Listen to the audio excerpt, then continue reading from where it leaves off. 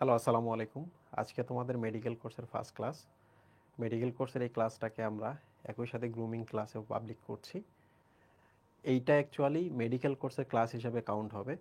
তো তোমরা যারা এবার ফার্স্ট এইচএসসি পরীক্ষা সামনে দিবা, তারা দেখবা যে আজকের ক্লাসটার পর তোমার একাডেমিকেও কিভাবে কাজে লাগে।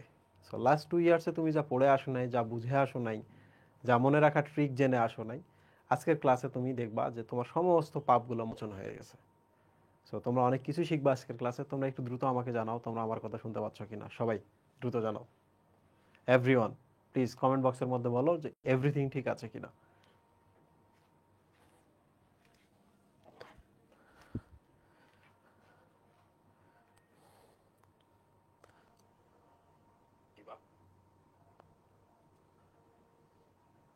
সব ঠিকঠাক আছে কিনা বলো।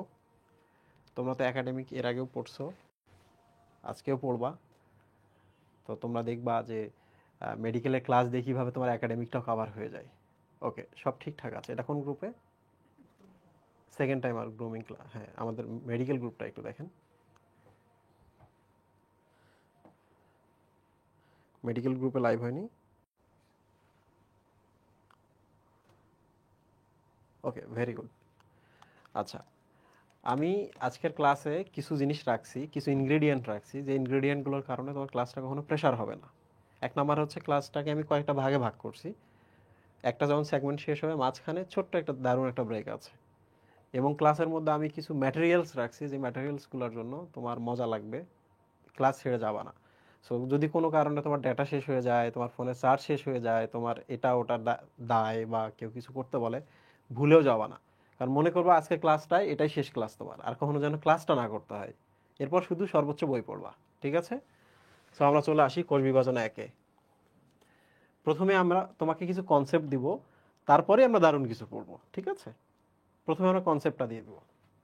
তো তোমরা হয়তো বা জিজ্ঞেস করতেছো, ভাই এই কনসেপ্টটা কোত্থেকে নিয়ে আসছেন? আমি তোমাদের দেখাই। হ্যাঁ, আমি তোমাদের দেখাই। এইটা দেখো, এটা হাসান স্যারের বই। হ্যাঁ, হাসান স্যারের বই। এই যে এখান থেকে শুরু করে এই পর্যন্ত হাসান স্যারের বইয়ে যা আছে, অন্য স্যারের বইতে যা আছে, সবগুলো আমি একটা জায়গায় নিয়ে এসেছি। তো কনসেপ্টটা যখন আমি পড়াবো তখন তুমি বইটা নিজেই পড়তে পারবা। আর বইয়ের যেহেতু পিডিএফ আমি তোমাদের দিয়েছি দাগানো বইয়ের, তাহলে বুঝতে পারবা ঠিক কোন জায়গাগুলো পড়তে হবে। সো আমরা আসলে বই থেকেই পড়াচ্ছি। ঠিক আছে? ওকে, চলে আসি আমরা। প্রথমেই চলে আসি, একটা প্রশ্ন হয় কিন্তু এইটা, হোয়াট ইজ জাইগোট? দেখো, জাইগোট শব্দের অর্থ কিন্তু জোড়া। এটা সারা জীবন মনে রাখবা। তাহলে বলো তো, জাইগোট মানে বোঝাচ্ছে কি, একটা ডিম্বাণু এবং একটা শুক্রাণু দুইজন মিলে এই যে যে কোষটা উৎপন্ন হবে, এটা জাইগোট না? Why this is called zygote? কারণ এটা জোড়া কোষ, দুইটা কোষ জোড়া লেগে এই কোষটা হয়েছে। ঠিক কি না? তাহলে এবার আমাকে বলো তো, এই যে এটা গোল, এটাও গোল না, তার মানে জাইগোটটা আসলে কি জিনিস বলো তো? ভালো করে চিন্তা করো তো। জাইগোটটা আসলে ডিম্বাণু। ঠিক কি না? জাইগোটটা আসলে ডিম্বাণু। তাহলে প্রশ্ন যদি হয় জাইগোট আসলে কি, ডিম্বাণু, বাট প্রশ্ন আরো একটু বাকি আছে। সেটা হলো, এই ডিম্বাণুটার সাথে কে যুক্ত হয়েছে? শুক্রাণুটা এসে যুক্ত হয়েছে না? শুক্রাণুটা এসে যুক্ত হওয়াটাকে বলা হয় নিষেক। নিষেক মানে কি জানো? নিষেক মানে এটাকে অ্যাক্টিভেট করা, এটাকে উর্বর করা, এটাকে ফাংশনাল করে দেওয়া। তাহলে বলো তো, শুক্রাণুটা যখন ডিম্বাণুর সাথে যুক্ত হয়েছে, ডিম্বাণুটা তখনই তো এমন হয়েছে, হয়েছে না? তাহলে আমরা বলতে পারি এই ডিম্বাণুটা হচ্ছে নিষিক্ত ডিম্বাণু। পরীক্ষায় প্রশ্ন আসবে, জাইগোট কি? শুক্রাণু, ডিম্বাণু, নিষিক্ত ডিম্বাণু, এইরকম করে অপশন দিয়ে দিবে। উত্তর কি? জাইগোট একটি নিষিক্ত ডিম্বাণু। ওকে, আচ্ছা, পরের প্রশ্নতে আমরা চলে আসি। তোমরা সারা জীবন এন শিখে আসছো না? এন মানে মনে রাখবে এক সেট। এন মানে হচ্ছে এক সেট। এক সেটকে বায়োলজির ভাষায় বলা হয় হ্যাপ্লোস বা হ্যাপ্লয়েড। কি বলা হয়? হ্যাপ্লয়েড, তাই না? জানো তো এটা? তাহলে বলো তো, হ্যাপ্লয়েড বলতে কি বোঝাচ্ছে? এন। ঠিক কিনা? ওকে, মনে রাখবা, ডিম্বাণু হচ্ছে এন, শুক্রাণু হচ্ছে এন। তাহলে বলো তো, এন আর এন, এক সেট আর এক সেট মিলে কয় সেট হবে? 2 সেট হবে। হবে কি না? তাহলে আমরা এক কাজ করি, ডিম্বাণুর নিচে আমরা লিখি হ্যাপ্লয়েড, পরীক্ষায় প্রশ্ন আসতে পারে ডিম্বাণু কি? হ্যাপ্লয়েড। শুক্রাণু তাহলে কি হচ্ছে বলো তো? হ্যাপ্লয়েড না? এটা মেন। তাহলে এবার একটা কাজ করো, সেটা হলো দুইজন মিলে যখন একসাথে যুক্ত হবে তখন কি দুই সেট হচ্ছে না? দুই মানে কি ডাই বা ডি না? তাহলে বলো তো 2n বলতে কি বোঝাচ্ছে? ডিপ্লয়েড। তাহলে এখনই তোমাদের আমি একটা প্রশ্ন দিচ্ছি, বলো তো ডিম্বাণু n না 2n? আর একটা হলো নিষিক্ত ডিম্বাণু n/2n। বলো দ্রুত, সবাই কমেন্টের মধ্যে বলো। ডিম্বাণু হ্যাপ্লয়েড নাকি ডিপ্লয়েড? আর নিষিক্ত ডিম্বাণু হ্যাপ্লয়েড নাকি ডিপ্লয়েড? সবাই কমেন্টের মধ্যে বলো। ওকে, তাহলে আমরা একটা জিনিস শিখলাম, হ্যাপ্লয়েড মানে হচ্ছে n, ডিপ্লয়েড মানে হচ্ছে 2n, রাইট? তাহলে এই জায়গা থেকে আমরা কি বুঝলাম বলো তো? হ্যাপ্লয়েড n, তার মানে আমরা বলতে পারি n,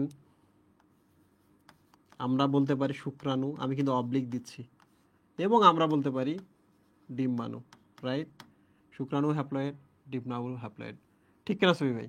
তাহলে এবার আমরা এক কাজ করি, ডিপ্লয়েড বলতে আমরা 2n বুঝিয়েছি, বলেন তো 2n কি কি হচ্ছে? এটা না এক নাম কি? জাইগোট না? জাইগোট কি না? এটার আরো একটা নাম আছে কি? নিষিক্ত ডিম্বাণু।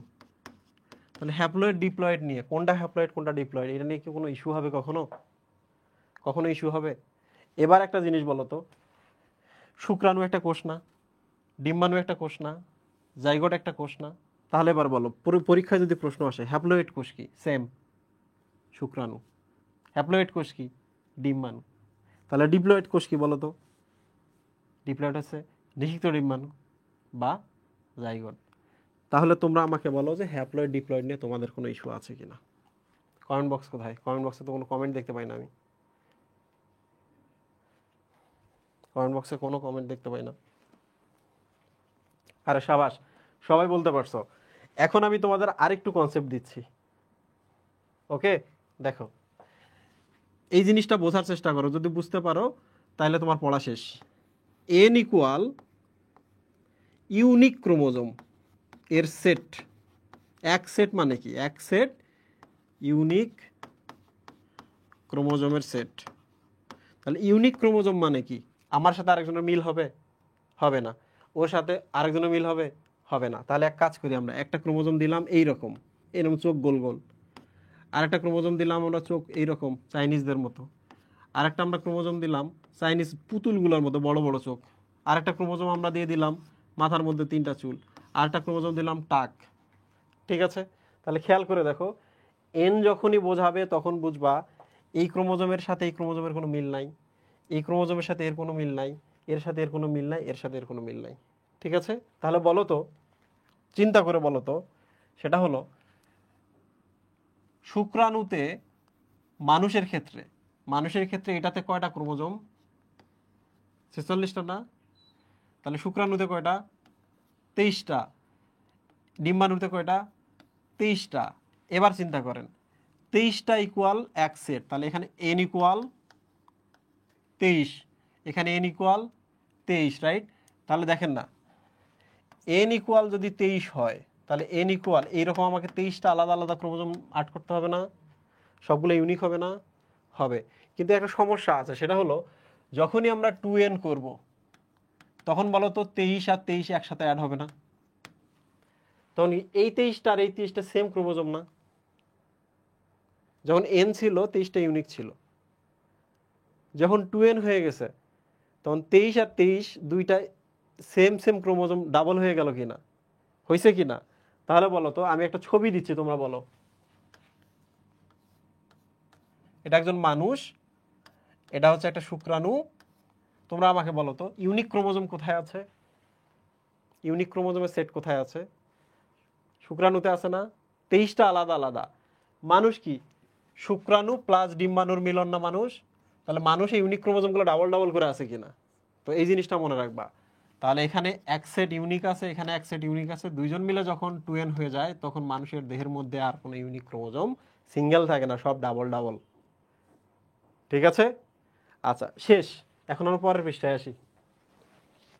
এখনকার এইটা বলো, একজন পূর্ণাঙ্গ মানুষের ক্রোমোজোম সংখ্যা হচ্ছে 46। চিন্তা করে দেখো, পূর্ণাঙ্গ মানুষের কথা বলছি। তাহলে ছবিটা দেখো, এইটা এর ক্রোমোজোম সংখ্যা 46, মানে কি বলতো 2n, তাই না? এখানে n ইকুয়াল কত? 23 কিনা? মেডিকেল পরীক্ষায় প্রশ্ন খুব কঠিন আসতেছে, তাহলে কনসেপ্ট তোমাকে জানতে হবে। এরপরে আমরা যাব মজার জায়গায়। তাহলে এবার বলো, মানুষের হ্যাপ্লয়েড কোষে কতটা ক্রোমোজোম আছে?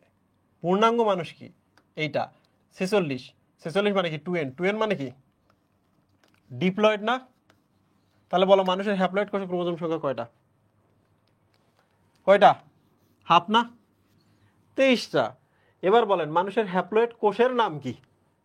মানুষের হ্যাপ্লয়েড কোষের নাম কি? মানুষ যদি সেটা মেল হয় শুক্রাণু, আর যদি সে ফিমেল হয় তাহলে হ্যাপ্লয়েড কোষের নাম কি? ডিম্বাণু, রাইট? আচ্ছা, এবার চলে আসেন, এইটা একটা প্রশ্ন পরীক্ষা, এইটা তোমাদের বইয়ের মধ্যে আছে। ফলের মাছির হ্যাপ্লয়েড ক্রোমোজোম যদি 4 হয় তাহলে বলো তো ফলের মাছির দেহকোষ, মানে ফলের মাছির দেহে কয়টা ক্রোমোজোম আছে? বলো। ফলের মাছির হ্যাপ্লয়েড ক্রোমোজোম 4, তাহলে ফলের মাছির দেহ কি ডিপ্লয়েড না? তাহলে ক্রোমোজোম সংখ্যা কত? সবাই দ্রুত বলো, সবাই দ্রুত বলো, ক্রোমোজোম সংখ্যা কত? 4 দুগুণা 8। এই যে দেখেন হ্যাপ্লয়েড এখানে, তাহলে এন মানে হলো 4, তাহলে দেহ মানে কি শুক্রাণু প্লাস ডিম্বাণু, শুক্রাণু আর ডিম্বাণু মানে কি 2n না? তাহলে n ইকুয়াল 4 হলে 2n ইকুয়াল 8।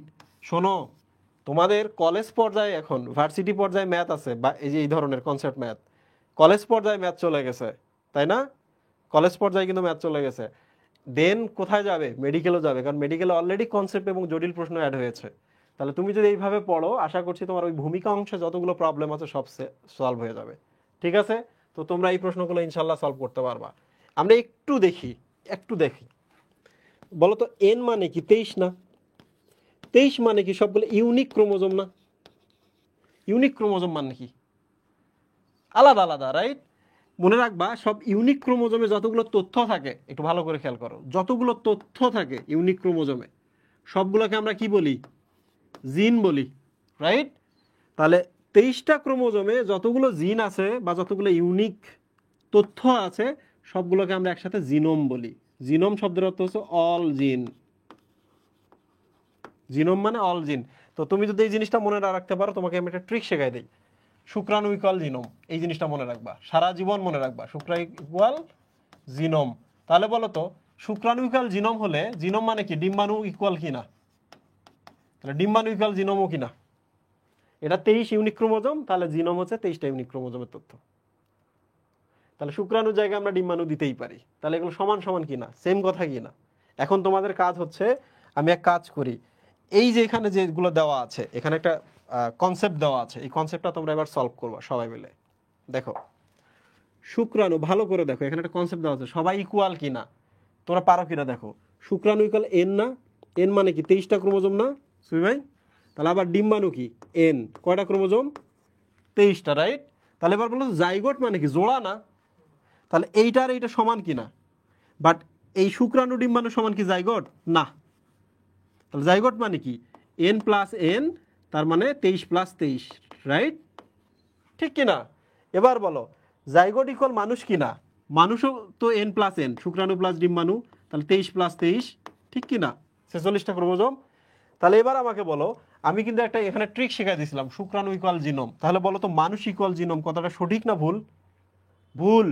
তাহলে মানুষ ইকুয়াল জিনোম নয়, তাহলে মানুষ ইকুয়াল জিনোম নয়, কারণ জিনোম হচ্ছে এন বা 23। তাহলে এবার তোমরা আমাকে একটা প্রশ্নের উত্তর দাও, এটা তোমাদের জন্য একটা কোশ্চেন। সেটা হলো মানুষ equal n plus n equal 23 plus 23 equal 46টা ক্রোমোজোম। তাহলে তোমরা আমাকে বলো মানুষে কয় সেট জিনোম আছে? সবাই বলো মানুষে কয় সেট জিনোম আছে? এবং এই জিনোমের উৎস কি? আমার বাপ আর আমার কিউট মা, রাইট? তাহলে বাপ থেকে শুক্রাণু, মা থেকে ডিম্বাণু, ওখান থেকে একটা এন পাইছি, ওখান থেকে একটা এন পাইছি, ওখান থেকে একটা জিনোম পাইছি, এখান থেকে একটা জিনোম পাইছি, ওখান থেকে এক সেট ইউনিক ক্রোমোজোম পাইছি, এখান থেকে এক সেট ইউনিক ক্রোমোজোম পেয়েছি। তাহলে আমার শরীরে কি 2টা genome, 2n, 46, 2 set unique chromosome, right?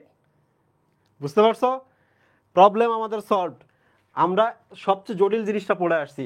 এখানে আমি তোমাদের একটু জানিয়ে রাখতে চাই, মেডিকেল এডমিশনের জন্য যে কাজটা করবা সেটা হলো বায়োলজি যদি সহজ করতে চাও, এক, সে নো টু বিজ্ঞানীর নাম, বিজ্ঞানীর নাম। সেই নো টু শাল, সেই নো টু মান। ওকে, সংখ্যা। কোন সংখ্যা পড়তে হবে এটা আমি তোমাকে শিখাই দিব। লোহিত কণিকার সংখ্যা পড়া জরুরি। লোহিত কণিকা কতদিন বাঁচে এটা জানা জরুরি। বলো তো কেন? কারণ আমি তো আরেকটা মানুষের জীবন বাঁচাইতে লোহিত কণিকা দিব না? রক্ত দিব না? তাহলে আমার শরীর ঠিক কতদিন পর রিসেটেল হবে, আমি আবার কতদিন পর রক্ত দিতে পারবো, এটা তো আমার জানা দরকার। তাহলে আমার তো জানা দরকার যে 120 দিন পর রিসেটেল হবে, ঠিক কিনা সুবি ভাই? তাহলে লোহিত কণিকার তো আমাকে সংখ্যা পড়তে হবে। আমাকে পড়তে হবে লোহিত কণিকা কতদিন বাঁচে, 120 দিন বাঁচে, এটা কিন্তু পড়তে হবে। আমাকে জানতে হবে শ্বেতকণিকার পরিমাণ কত। কি জানতে হবে? শ্বেতকণিকার পরিমাণ। কারণ কি, আমার শরীরে ধরা যাক শ্বেতকণিকার পরিমাণ এভারেজ 7000। তাহলে আমার শরীরে যদি কোনো কারণে 20,000 শ্বেতকণিকা তুমি দেখো, তার মানে কি আমার শরীরে জীবাণু আসছে, রাইট? তার প্রমাণ কি না? তার প্রমাণ কি না?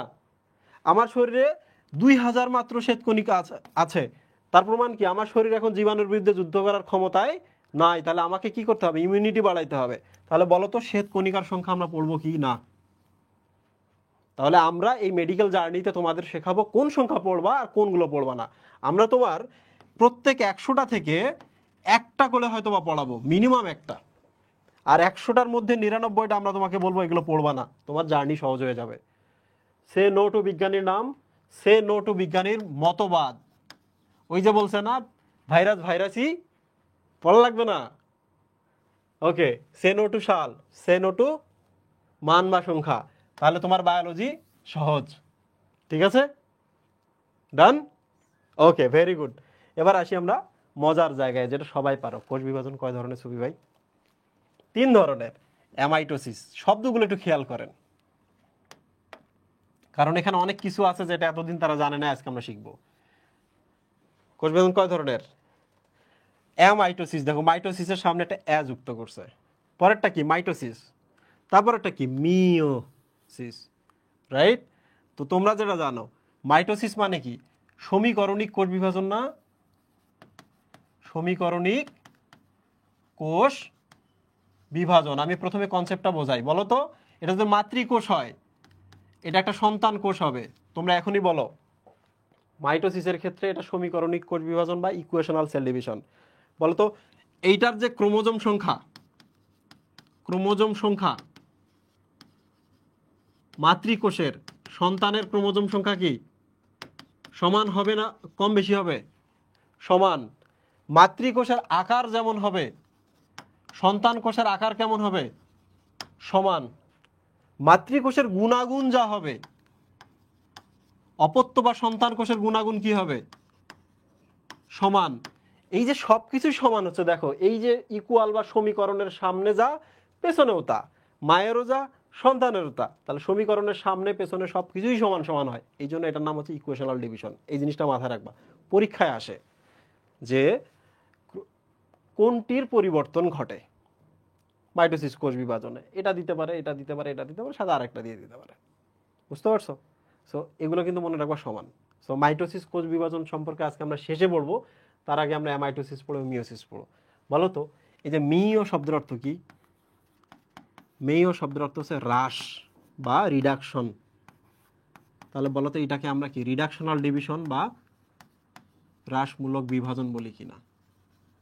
সবাই জানি।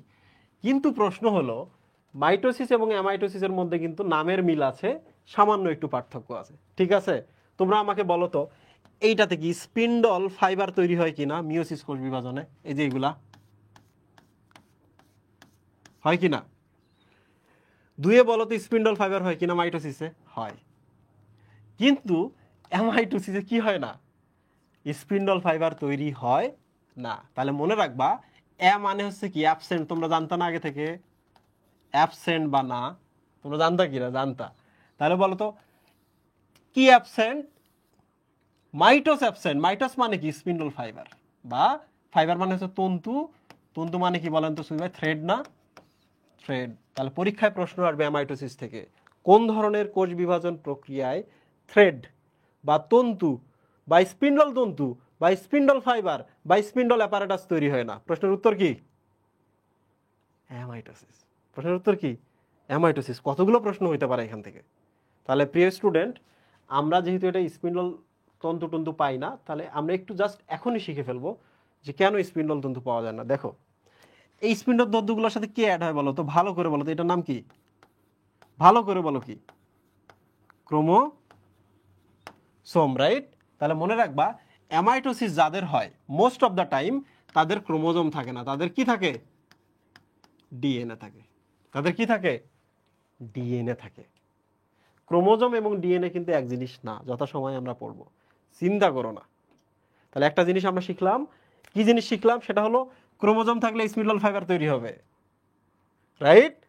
ক্রোমোজোম থাকলে স্পিন্ডল ফাইবার তৈরি হবে। আবার বলো স্পিন্ডল তন্তু থাকলে কি থাকবে, ক্রোমোজোম। তাহলে এবার বলো তো ক্রোমোজোমের বদলে যদি অনলি ডিএনএ দেই তাহলে কি তুমি মাইটোসিস এবং মিওসিস ঘটাইতে পারবা? পারবা না। মনে রাখবা ডিএনএ আসলেই কি আসবে, অ্যামাইটোসিস। তাহলে বলো তো তোমরা কি কখনো ডিএনএ যেহেতু দেখলা, তোমাদের একটা আমি ছবি দেই, বলো তো এটা কিসের ছবি, ব্যাকটেরিয়ার ছবি না? এটা ব্যাকটেরিয়ার ছবি না? এটা কি ক্রোমোজোম? এটা কি ক্রোমোজোম? সত্য করে কন, মিছা কথা পাওয়া যাবে না। এটা কি ক্রোমোজোম না, এটা কি ডিএনএ। তাহলে দেখছো ব্যাকটেরিয়াতে ডিএনএ থাকে, ডিএনএ থাকার জন্য কি হবে বলো তো, অ্যামাইটোসিস, স্পিন্ডল তন্তুর দরকার নাই। বুঝতে পারছো? তুমি যদি এই ডিএনএটাকে এই যে এইটা দিয়ে টানাটানি করো, এইটা দিয়ে, তাহলে ডিএনএটা ছিঁড়ে যাবে। ক্রোমোজোমটা পেঁচিয়ে গুছিয়ে সুন্দর করে রাখা, ডিএনএ যদি এখানে দাও ছিঁড়ে যাবে। এই যেন না ছিঁড়ে যায় সেই কারণেই কিন্তু ওইটা কনসেপ্ট এই পর্যন্ত, এর উপরে আর যাওয়া যাবে না। ডান? তো মোটামুটি জানছো এখানে এই তিনটা জিনিস। তাহলে এইটার নাম হচ্ছে ডিরেক্ট সেল ডিভিশন বা প্রত্যক্ষ কোষ বিভাজন। প্রত্যক্ষ কোষ বিভাজন। প্রিয় স্টুডেন্ট, একটা গল্প বলি তোমাদের। স্ক্রিপ্ট আর স্টোরি, পরীক্ষার হলে গেছো, ভাই গেছো, তোমার টিচার তোমাকে জিজ্ঞেস করতেছে, বলো তো বাবা অ্যামাইটোসিস কাদের ঘটে? তুমি তো পড়ালেখা করো নাই 2 বছর, তুমি বলতেছো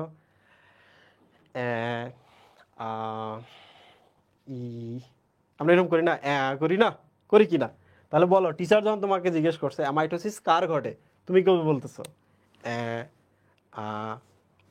তখন টিচার কি বলবে, ছাগলের মতো ব্যয় ব্যয় করতেছো কেন? টিচার কি বলবে, ছাগলের মতো ব্যয় ব্যয় করতেছো কেন? তুমি ভয় পাবা না, খারাপ লাগবে না? যেই না ভয় পাবা, খারাপ লাগবে, সাথে সাথে তুমি কি করবা, মা মা চলে আসো, আমার টিচার গালি দিতেছে। করবেন কিনা সুই ভাই? প্লে স্টোরিটা আরেকবার বোঝেন। টিচার আপনাকে জিজ্ঞেস করছে অ্যামাইটোসিস কাদের ঘটে, পরীক্ষায় প্রশ্ন আসবে অ্যামাইটোসিস কাদের ঘটে, তখন তুমি বলতেছো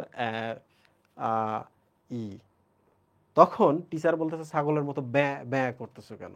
তখন তুমি ভয় পেয়ে মা মা করতেছো। তাহলে এই জিনিসটা যে মনে রাখবে, তার জন্য অ্যামাইটোসিস নিয়ে কোনো প্রশ্ন কোনোদিন ইনশাল্লাহ আটকাবে না। লোক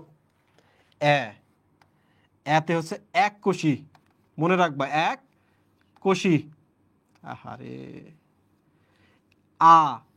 আতে হচ্ছে এমিবা, এমিবা। ইতে তাহলে কি হবে সুই ভাই, ইস্ট, ইতে ইস্ট। এবার চলে আসি আমরা, ব্যয় ব্যয় করতেছে, রাইট?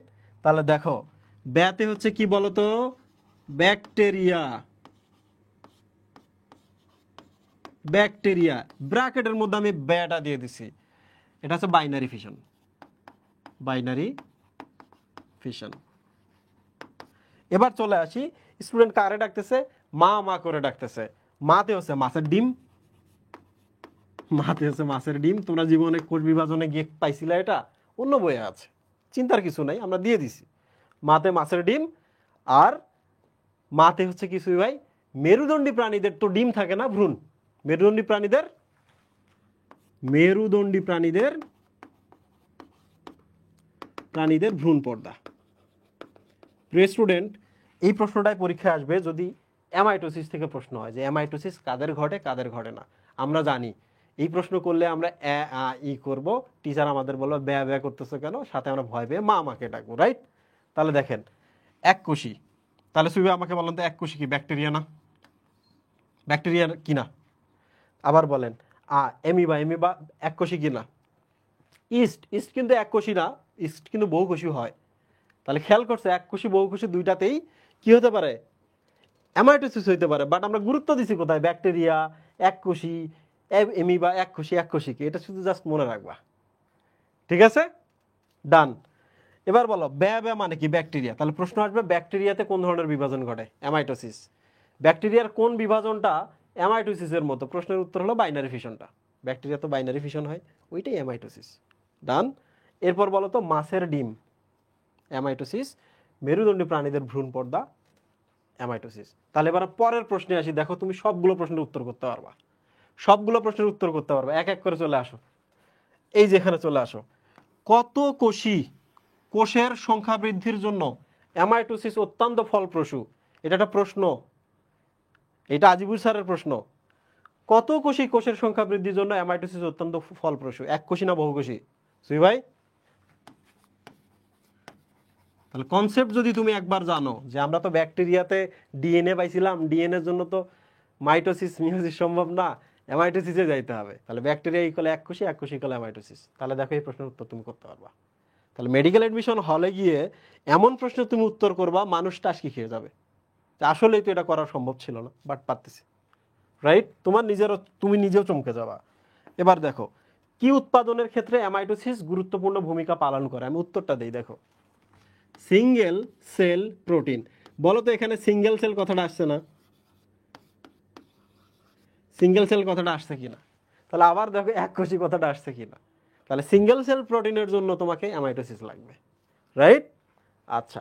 এবার চলে আসি, নীলাভ সবুজ শৈবালে কোন ধরনের বিভাজন ঘটে? বলো তো এখানে কোন ধরনের বিভাজন ঘটবে? তাহলে তার আগে আমাদের একটু কনসেপ্ট জানতে হবে, সহজ কনসেপ্ট। নীলাভ সবুজ শৈবাল, এটাকে আমরা কি বলি বলো তো? Cyano bacteria. বলো তো ব্যা ব্যা করতেছো কেন? ব্যা ব্যা মানে কি? Amitosis, right? দেখছো, পারছো। নীলাভ সবুজ শৈবালে অ্যামাইটোসিস ঘটে। পরীক্ষার হলে আমরা এটাই কনফিউজড হয়ে যাই, এত সহজ একটা জিনিস কনফিউজড হয়ে যাই, তাই না? এখানে তো ক্লাস করতেছো রিল্যাক্স মুডে, পরীক্ষার হলে এটাই পারবা না। ডান। প্রিয় স্টুডেন্ট, দেখো এই যে প্রশ্নগুলা যেটা তোমার বইয়ে নাই, হাসান স্যারের বইয়ে নাই, কিন্তু তুমি পারলা, তোমার আটকানো গেল না। তাহলে বলো কনসেপ্ট জানলে একটা সুবিধা কি? বইয়ে নাই, পড়ি নাই, সেই জিনিসেরও আনসার তুমি করতে পারবা। এবার চলে আসি আমরা উপরের দিকে, কনসেপ্টে চলে আসি। অ্যামাইটোসিস কোষ বিভাজনটা আমি জাস্ট তোমাকে একবার দেখাই। এটা একটা কোষ, ধরা যাক এই যে এখানে ডিএনএটা আছে, হ্যাঁ, ডিএনএটাকে আমরা একদম ব্ল্যাক করে দিলাম, মানে ডার্ক করে দিলাম, ঠিক আছে ভাই? এইটা পরের স্টেজে কি হবে জানেন? কোষটা একটু লম্বা হবে, এই রকম হবে। তোমরা আমাকে বলো তো, এটা দেখে কি তোমাদের ডাম্বেলের কথা মনে পড়ছে না? সুই ভাই, ডাম্বেলের কথা মনে পড়ছে না? তাহলে আমরা লিখবো ডাম্বেল আকৃতি। এটা অন্য স্যারের বই আছে, ডাম্বেল আকৃতি। এটা নিউক্লিয়াস না? নিউক্লিয়াসের মতো বা কিছু তো একটা নাকি? তাহলে ধরে রাখি যে এটা একটা নিউক্লিয়াস। ওকে, এরপরে দেখেন কি হবে, খুবই সিম্পল। এরপর হচ্ছে কোষের সাইটোপ্লাজমটা এরকম হবে, ভেতরের দিকে ঢুকবে। তারপর আমরা পাবো হচ্ছে এটা একটা কোষ নিউক্লিয়াস, এটা একটা কোষ নিউক্লিয়াস। প্রিয় স্টুডেন্ট, তোমরা আমাকে বলো তো এখানে স্পিন্ডল তন্তু তৈরি হয়েছে? হয় নাই। স্পিন্ডল অ্যাপারেটাস তৈরি হয়েছে? হয় নাই। এখানে ক্রোমোজোমগুলো তৈরি হয়েছে? হয় নাই। জল বিয়োজনের ঘটনা ঘটছে? হয় নাই। এই মেরু ওই মেরু বিষুব অঞ্চল ঘটনাগুলো ঘটছে? হয় নাই। কোনো ডান্স হয়েছে এখানে ক্রোমোজোমী নৃত্য? কিছুই হয় নাই। তাহলে এখন বলো তো এই কোষ বিভাজনটাকে কি আমরা প্রত্যক্ষ বা সরল কোষ বিভাজন বলবো কিনা? বলবো কিনা? জাস্ট চোখের সামনে এরকম এরকম করে হয়ে গেল? তাহলে অ্যামাইটোসিস একটি প্রত্যক্ষ কোষ বিভাজন, ডিরেক্ট সেল ডিভিশন, কোনো ধরনের জটিলতা ছাড়াই কোষ বিভাজন। তাহলে বলো তো এই প্রশ্নগুলো পারো কিনা? জটিলতা সহ না জটিলতা ছাড়া? বলো। তাহলে এটা ভুল। পরের প্রশ্নটা, এখানে নিউক্লিয়াসের যে বিভাজনটা হচ্ছে এটা প্রত্যক্ষ না পরোক্ষ বিভাজন?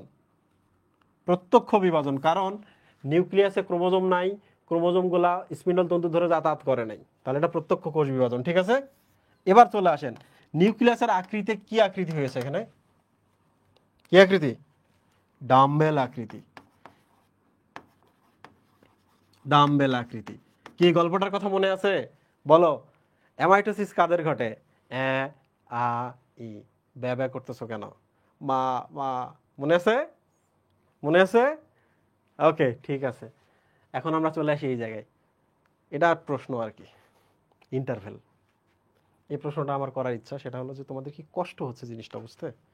তোমাদের কি মাথায় চাপ বাড়তেছে? যদি এইটা হয়, কষ্ট হয়, চাপ বাড়ে, তো জাস্ট কুল, মজা পাবা। আর যদি মজা পেয়ে থাকো আগে, তাহলে আমার মনে হচ্ছে তুমি শেষ পর্যন্ত জার্নি করতে পারবা। তোমরা আমাকে বলো তো, এই জায়গায় নতুন কিছু শিখছো? আর এই জায়গাতে পড়াইলাম, এই জায়গা থেকে কি সামনে এইচএসসি পরীক্ষা যাদের আছে তাদের কি ভুল হবে? আর যাদের এডমিশন সামনে তাদের ইনশাল্লাহ একদমই ভুল হবে না। বলো, রিভিউ দাও দ্রুত। সুই ভাই, ওদের কমেন্টগুলো একটু চেক করি, তারপর আমরা আরো ইন্টারেস্টিং টপিকে যাব।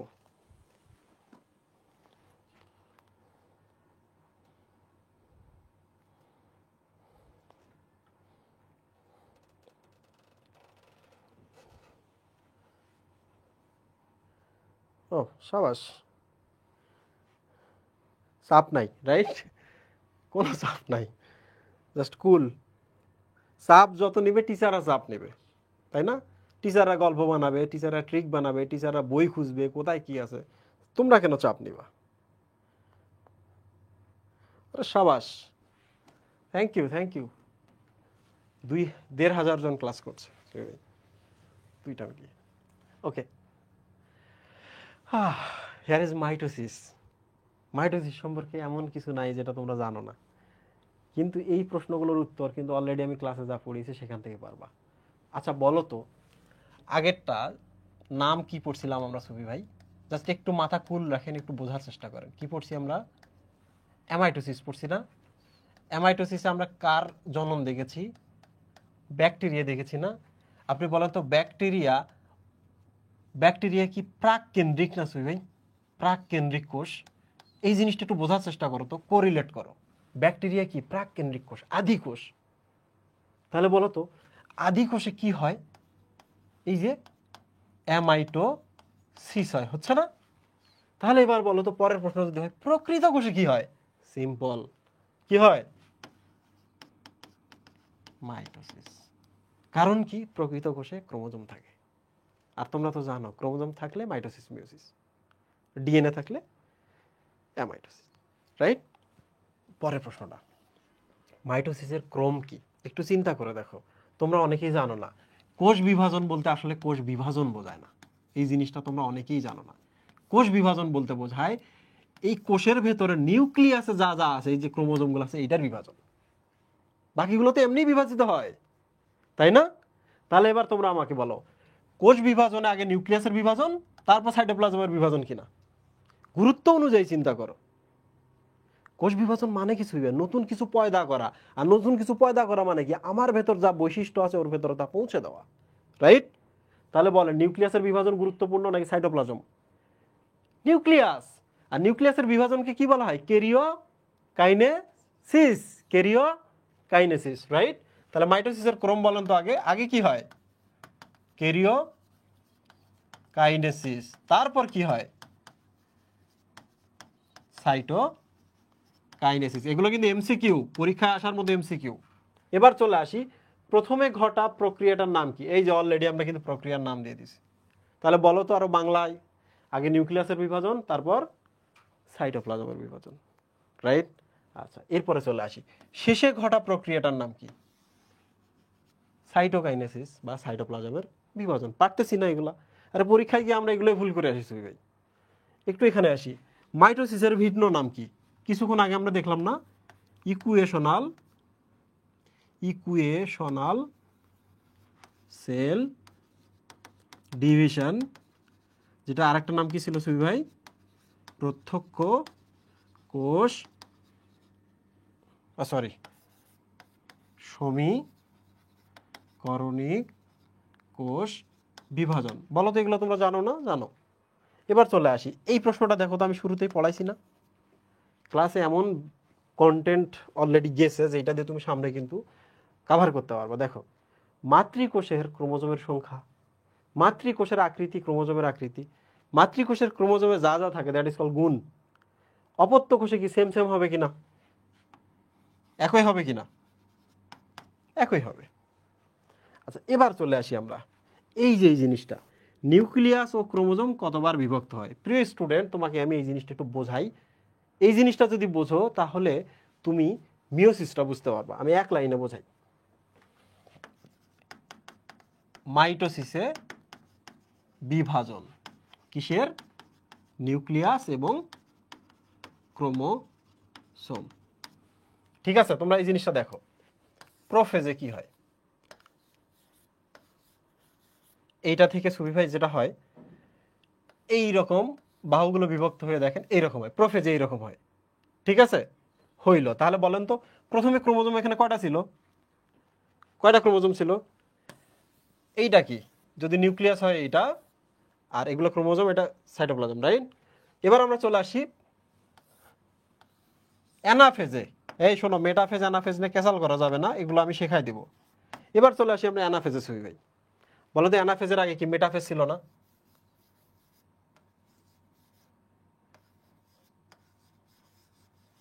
এবার আপনি বলেন তো এই পাশে আর এই পাশে যদি দুইজন মিলে টান দেয় মাঝখানে কেটে যাবে কিনা? এই পাশে আর এই পাশে যদি লাগানো থাকে এই জায়গায় যদি টান দেয় কেটে যাবে কিনা? এইটা আর এইটা যদি টান দেয়, আচ্ছা আমাদের মনে হয় দুইটা ছিল। আপনি আমাকে বলেন এই পাশের স্পিন্ডল ফাইবার যদি একে টান দেয় আর ওই পাশে স্পিন্ডল ফাইবার যদি ওরে টানে, তাহলে বলেন তো আমাকে এই জায়গায় যদি কেটে যায় তাহলে পরের ধাপে বা অ্যানাফেজেই এদিকে একটা ক্রোমোজোম হবে না? মাঝখানে কেটে গেলে এদিকে দেখেন তো এখানে একটা ক্রোমোজোম হবে না? মাঝখানে যদি কেটে যায়। আবার বলেন এটা যদি কেটে যায় এখানে একটা ক্রোমোজোম হবে, এই অঞ্চলটা এই দিকে একটা ক্রোমোজোম হবে, হবে কিনা? তাহলে আপনি এবার আমাকে বলেন তো আপনি কয়টা ক্রোমোজোমের যাত্রা শুরু করেছিলেন? দুইটা। অ্যানাফেজে গিয়ে এটা ছবিটা মেটাফেজের, কিন্তু অ্যানাফেজ শুরু হওয়ার সময় টান দেয়। তাহলে এবার বলো আমাকে ক্রোমোজোম সংখ্যা এখন কয়টা হলো? চিন্তা করে দাও, ক্রোমোজোম সংখ্যা কত? 4। একটু পরে যখন টেলোফেজ হবে তখন এখানে দুইটা গেল, এখানে দুইটা, এখানে দুইটা, এখানে দুইটা, পরে কি এটা বিভক্ত হবে না? তাহলে আমাকে বলো তো একটা জিনিস, যে মাইটোসিসে যদি এন সংখ্যক ক্রোমোজোম থাকে এখানে এসে কি 2n সংখ্যক ক্রোমোজোম হয় না? শেষে গিয়ে আবার কি এন এন ভাগ ভাগ হয়ে যাচ্ছে না? তাহলে মাতৃকোষ এন ছিল, সন্তান কোষে এন এবং এন হইল, রাইট? যদি এমন হয় এই জায়গায় 2n ক্রোমোজোম থাকে তাহলে ওই জায়গায় কত এন হবে? 4n হবে কিনা? তারপর দেখেন 2n এবং 2n ভাগ হয়ে যাবে। তাহলে বলেন মাতৃকোষে 2n ছিল, এক সন্তানে 2n আর এক সন্তানে 2n কিনা? তোমরা কি বুঝছো? তাহলে তোমাদের আমি একটা প্রশ্ন করি, সেটা হলো আমাদের যে 46টা ক্রোমোজোম নিয়ে একটা কোষ রওনা দেয় মাইটোসিস কোষ বিভাজনের জন্য, এখানে 46, এখানে 46, দুইটা আলাদা আলাদা কোষ হয়। তাহলে তোমরা আমাকে বলো তো অ্যানাফেজে গিয়ে টোটাল কয়টা ক্রোমোজোম হবে? সবাই বলো আমাদের অ্যানাফেজে গিয়ে টোটাল কয়টা ক্রোমোজোম হবে? সবাই কমেন্টগুলো তো রিয়েল টাইম পড়া যাচ্ছে না।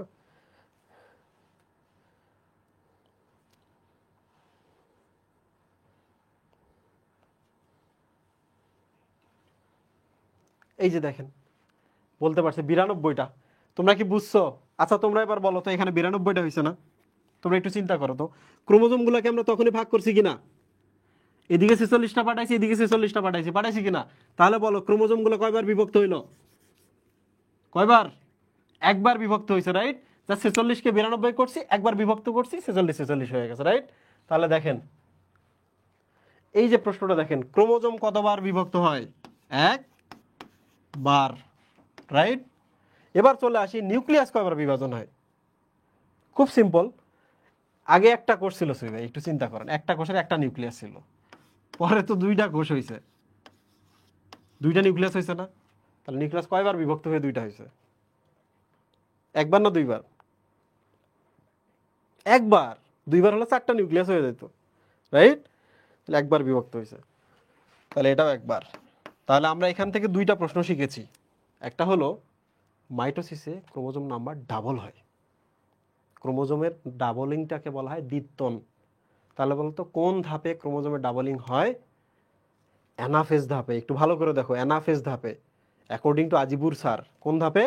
অ্যানাফেজ ধাপে। এবং এইটাই সত্য কথা, আমি পড়াবো তোমাদের, তোমরা দেখবা মাইটোসিসের মেটাফেজের শেষে হয়, কিন্তু যথাসময়ে কনফিউশনটা ক্লিয়ার হয়ে যাবে। আমরা আপাতত আগাই, ঠিক আছে? আমরা আপাতত আগাই।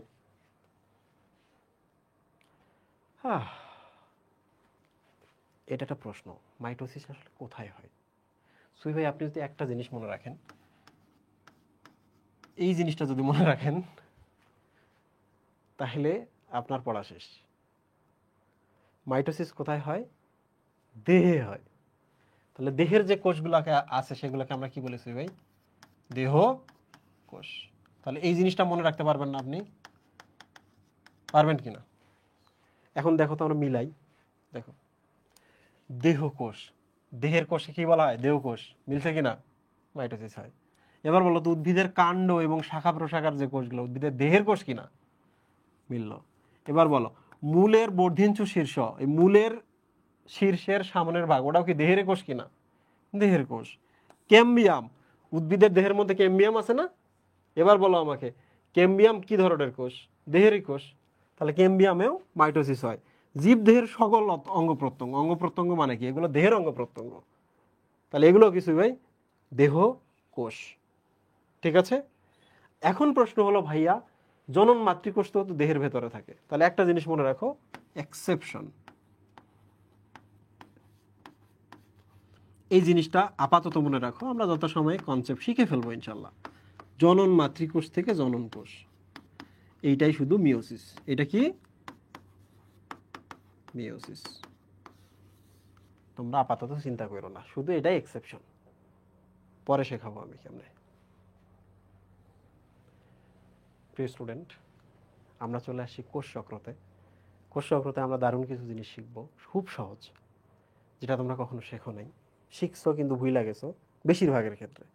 কিছু আছে পণ্ডিত, ওরা তো আগে থেকে সব জানে। তো আমি একটু তোমাদের শেখাই। সেটা হলো, এই প্রশ্নটা আসবে না, কোষ চক্র কে প্রস্তাব করে না, আমি হুদাই দিছি, কারণ তোমাদের আমি চোখে আঙুল তুলে দেখাইতে চাই যে এই প্রশ্নটা আসবে না। আর যদি আসে, মনে করবা 100টা কোশ্চেন দাগানোর জন্য আমরা ভর্তি পরীক্ষা দিতে চাই না, তাই না সুই ভাই? 100তে 100 কে পায়? ইতিহাসে কখনো তো তা ঘটে নাই। আচ্ছা, এইটা একটু দেখে নিও, এই সংখ্যাটা মানুষের দেহে টোটাল কোষের সংখ্যা কত, জাস্ট দেখে নিও। সম্ভবত 100 ট্রিলিয়ন। এইটা কিন্তু এখন আমাদের দেখতে হবে, কারণ এবারে মেডিকেল অ্যাডমিশন পরীক্ষায় এই প্রশ্নটা আসছিল। এটার উদাহরণ কি আমি তোমাকে একটু বলি। পরিণত নিউক্লিয়াস, পরিণত লোহিত কণিকা। প্রিয় স্টুডেন্ট, পরিণত লোহিত কণিকার আমি ছবি দিলাম। বলো তো, নিউক্লিয়াস আছে? নিউক্লিয়াস আছে? আছে নিউক্লিয়াস? নাই। তোমরা এবার বলো তো আমাকে, নিউক্লিয়াসের ভেতরে ক্রোমোজোম থাকা জরুরি কি না? ক্রোমোজোম না থাকলে কোষ বিভাজন ঘটাইতে পারবা? পারবা না। তাহলে নিউক্লিয়াস যার নাই তার ক্রোমোজোম নাই, যার ক্রোমোজোম নাই তার মাইটোসিস মিওসিস নাই, কিচ্ছু নাই। তাহলে আমরা জানবো যে নিউক্লিয়াস বা ক্রোমোজোম থাকে না, এই জন্যই এর বিভাজন হয় না। ঠিক আছে? এবার 2 নম্বরে চলে আসি আমরা। পরিণত সিপ কোষ। তোমরা কি জানো, সিপ মানে চালুনি? মায়ের আটা চলে না, আটা চালুনি কি ফুটা ফুটা ফুটা ফুটা থাকে কিনা? তাহলে আপনি আমাকে বলুন তো, আমি একটা কোষের ছবি দিলাম, এগুলা ফুটা ফুটা। তোমরা আমাকে বলো তো, একটা কোষের শরীরে যদি এরকম ছিদ্র থাকে আর দেয়ালগুলো যদি অনেক পুরু হয়, এই কোষ আর বিভাজন করতে পারবে? পারবে না। তাহলে তার নিজের যে সাইটোপ্লাজমিক জিনিসগুলো আছে এগুলো হারিয়ে গেছে। রাইট? রাইট? যার শরীর ফুটা, তার শরীরের ভেতর কিছু নাই, তার আবার বিভাজন কিসের? তাহলে এই জিনিসটা মনে রাখা, যে সিব নল, সিব মানে হচ্ছে চালুনি, এদের বিভাজন হওয়া সম্ভব না। দেয়াল এতই পুরু এদের সুফি ভাই, এতই পুরু, যেটা ভাঙ্গা আপনি 2টা বানাবেন, পারবেন না। আচ্ছা, পেশি কোষে চলে আসি। কিসে আসবো আমরা? পেশি কোষ। প্রিয় স্টুডেন্ট, তোমাদের আমি দেখা একটা পেশি কোষের ছবি, দেখলে তোমরা বুঝতে পারবা এটা একটা কোষ না, এটা একটা কোষ না। পেশি কোষটা দেখেন কিরকম, একটা কোষ, আরো একটা কোষ, 2টা নিউক্লিয়াস হলো, আরো একটা কোষ, 3টা নিউক্লিয়াস, আরো একটা কোষ, 4টা নিউক্লিয়াস, আরো একটা কোষ, 5টা, আরো একটা কোষ, 6টা। এইভাবে যদি কোষ কোষ একসাথে যুক্ত হতে থাকে, তাহলে তোমরা আমাকে বলো তো, এটা কি একক কোষ? বলো তো, একক কোষ না। আবার তোমরা বলো তো, পেশি কোষের ভেতরে কি অ্যাক্টিন মায়োসিন থাকে না, যারা সংকোচন প্রসারণ করে? থাকে কি না? তাহলে আপনি আমাকে বলেন তো, এটা ভাঙতে পারবেন আপনি? ভাঙতে পারবেন? পারবেন না। তাহলে পেশি কোষ বিভাজিত হয় না। পেশি কোষ বিভাজিত, প্রিয় স্টুডেন্ট, এটা জানতে হবে। পরীক্ষায় এই 3-4টা তথ্য মনে রাখলেই পরীক্ষায় তুমি ভালো করতে পারবা। ঠিক আছে? Thank you. দারুণ, আমি খুব খুশি হয়েছি যে তোমরা ক্লাস করতেছো। এবং এগুলো তোমাদের সামনে একাডেমিক পরীক্ষায় আসবে, তোমাদের কিন্তু একাডেমিকও কভার হয়ে যাইতেছে। এবার আমি যা শেখাবো তুমি দেখবা যে তোমার একাডেমিকটা কিভাবে কভার হয়। কোষ বিভাজনের আগে কি লাগে বলো তো? এই সময়টা যদি কোষ বিভাজন হয়, এইটা কি প্রস্তুতি পর্যায়ে না? এই যে এটা প্রস্তুতি পর্যায়ে বেশি না? এটাকে আমরা ইন্টারফেস বলি না? G1S G2 বলি না আমরা এটাকে? বলি। তাহলে প্রশ্ন হলো প্রস্তুতি পর্যায়ে যে শুরু করবে, তোমাকে এসে যদি কেউ বলে যে তুমি বাংলাদেশ জাতীয় টিমে খেলবা, প্রস্তুতি শুরু করো, তুমি কি প্রস্তুতি শুরু করবা? তোমাকে যদি পাপন সাহেব ফোন করে বলে, তোমাকে যদি সাকিব সাহেব ফোন করে বলে, মাশরাফি সাহেব তোমার আমি খেলা দেখছি, আগামীকাল তুমি আমাদের সাথে খেলবা না, এটা প্র্যাকটিস করো, প্রিপারেশন শুরু করো, করবা কি না? করবা কি না? তাহলে তুমি কিন্তু প্রস্তুতি শুরু করবা। তাহলে মনে রাখবা ঠিকঠাক উদ্দীপনা আসতে হবে। যে কোষে এটা চলতেছে বলো তো, সেই কোষে কি আসতে হবে? ঠিকঠাক উদ্দীপনা আসতে হবে। তাহলে এই উদ্দীপনাটা কি বাইরে থেকে আসতেছে না কোষে? তাহলে এই উদ্দীপনাটা কি বলো তো? বাহ্যিক উদ্দীপনা, রাইট? তাহলে বলো একটা কোষ বিভাজন হবে কি হবে না? সবার আগে উদ্দীপনা কোত্থেকে আসে? বাইরে থেকে। তারপর ভেতরে একজন আছে না গডফাদার, কি ডিএনএ বা ক্রোমোজোম, সে উদ্দীপনাটা গ্রহণ করে। আচ্ছা, তারপর সে কি করে? সে কিছু কাজের লোক ক্রিয়েট করে, চাকর বাকর। এই চাকর বাকর পরবর্তীতে সমস্ত কাজ চালিয়ে নেয়। তাহলে বলো তো এই চাকর বাকরকে আমরা কি অভ্যন্তরীণ উদ্দীপনা বলবো না? তাহলে প্রশ্ন হলো এই কোষটা যদি বিভাজন করতে চায়, সবার আগে কোন উদ্দীপনা আসবে? এক্সটার্নাল উদ্দীপনা। তাহলে সবার শেষে কাজ কে শুরু করে? ইন্টারনাল উদ্দীপনা। আর খবর কোথায় আসে? ডিসিশন কে নেয়? ডিসিশন নিচ্ছে আমাদের এই যে এখানে ডিএনএ। ডিএনএ না থাকলে ক্রোমোজোম, রাইট সুই ভাই? আবার বলেন ক্রোমোজোম কোথায় থাকে? নিউক্লিয়াসে, রাইট? তাহলে এই প্রশ্নগুলোর উত্তর কিন্তু এইটা, যে আমাদের কোষ বিভাজনের ডিসিশন কে নিচ্ছে? ডিএনএ বা ক্রোমোজোম বা নিউক্লিয়াস, যা ইচ্ছে তাই। ঠিক আছে প্রিয় স্টুডেন্ট, আমি শুধু একটু ধাপটা বোঝাই তোমাকে। দেখো এই জিনিসটা দেখো, কিছুক্ষণ পরে কিন্তু এখানে অনেকগুলো প্রশ্ন আসবে। তোমার শরীরে রক্তপাত হচ্ছে, ঠিক আছে? রক্তপাত হচ্ছে, তাহলে তুমি আমাকে বলো তো তোমার শরীরের আরবিসি কি হলো? কমে গেল। আরবিসি যদি কমে যায়, সবার আগে বোঝে কে? বোঝে কে? কিডনি। কে বোঝে? কিডনি। কিডনি করে কি তখন? মন খারাপ করে এরিথ্রোপয়েটিন নামক একটা হরমোন তৈরি করে। কি করে তুই ভাই? এরিথ্রোপয়েটিন নামক হরমোন। আপনি কি জানেন হরমোন সবসময় রক্তের মাধ্যমে বাহিত হয়? তাহলে রক্তের মাধ্যমে কি সারা দেহে যাইতে পারবে না? এই ঘুরতে ঘুরতে ঘুরতে ঘুরতে এই দেখো হাড্ডি আছে আমাদের এখানে, হাড্ডিতে চলে গেছে। এরিথ্রোপয়েটিন হরমোনটা কোথায় গেছে? হাড্ডিতে। তো এ গিয়ে বলবে না লোহিত কণিকা বাড়াও, লোহিত কণিকা বাড়াও, প্রোডাকশন বাড়াও। তাহলে তোমরা আমাকে বলো তো এটার আরেকটা নাম কি? গ্রোথ ফ্যাক্টর না? গ্রোথ ফ্যাক্টর না এটার একটা নাম? গ্রোথ মানে বৃদ্ধি, তো বৃদ্ধির ফ্যাক্টর হিসেবে কাজ করছে কি না? ওখানে গিয়ে এই কোষগুলাকে গিয়ে যেহেতু বলতেছে লোহিত কণিকা বাড়াও, তাহলে তোমরা আমাকে বলো ওই কোষগুলো বিভাজিত হবে না? তাহলে ওই কোষগুলোকে গিয়ে ধাক্কা কে দিচ্ছে? এরা না? তাহলে এগুলা কি? এগুলাই তো এক্সটার্নাল উদ্দীপনা, বাহ্যিক উদ্দীপনা, রাইট? এখন প্রশ্ন হলো এখানে গিয়ে কি করবে? দেখো একটু ভালো করে দেখো, এই গ্রোথ ফ্যাক্টরগুলো এদের এই যে বাইরে গিয়ে যুক্ত হবে। তাহলে এটা যদি কোষ হয়, কোষের বাইরে এরকম একটা বসার জায়গা থাকে, প্রোটিন নির্মিত। তাহলে বলো তো এই প্রোটিনটার নাম কি? রিসেপ্টর প্রোটিন, তাই না সুই ভাই? তাহলে আপনি আমাকে বলেন তো এই গ্রোথ ফ্যাক্টর বা এই হরমোনটা গিয়ে এই রিসেপ্টর প্রোটিনের সাথে এখানে যুক্ত হবে না? হলো কি না? তাহলে রিসেপ্টর প্রোটিনটা কার? কোষের না? রিসেপ্টর প্রোটিনের সাথে কি বাইরে থেকে হরমোনটা বা গ্রোথ ফ্যাক্টর গিয়ে যুক্ত হলো না?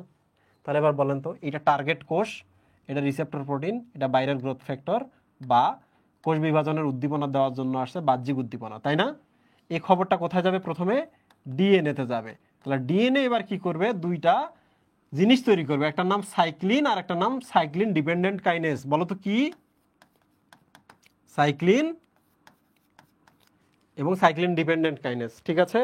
এই যে এরা দুইজন, আমি তখন গল্প করতেছিলাম, এই যে দেখো সাইক্লিন আর সাইক্লিন ডিপেন্ডেন্ট কাইনেজ, এরাই কি?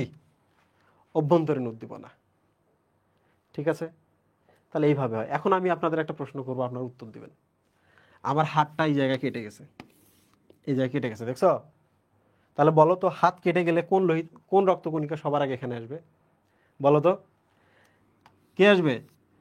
অনুচক্রিকা। তাহলে বলো তো অনুচক্রিকা থেকে কেউ না এখানে বের হবে কিনা? এই যে বের হইলো। তাহলে বলো তো এগুলো কি গ্রোথ ফ্যাক্টর না? এরা আইসা এই যে এদেরকে বলবে যে কাজ শুরু করে দাও, হিল করো, কিংবা রক্ত জমাট বাঁধাও, বলবে কি না? তাহলে বলো তো রক্ত জমাট বাঁধতে গ্রোথ ফ্যাক্টর কে দেয়?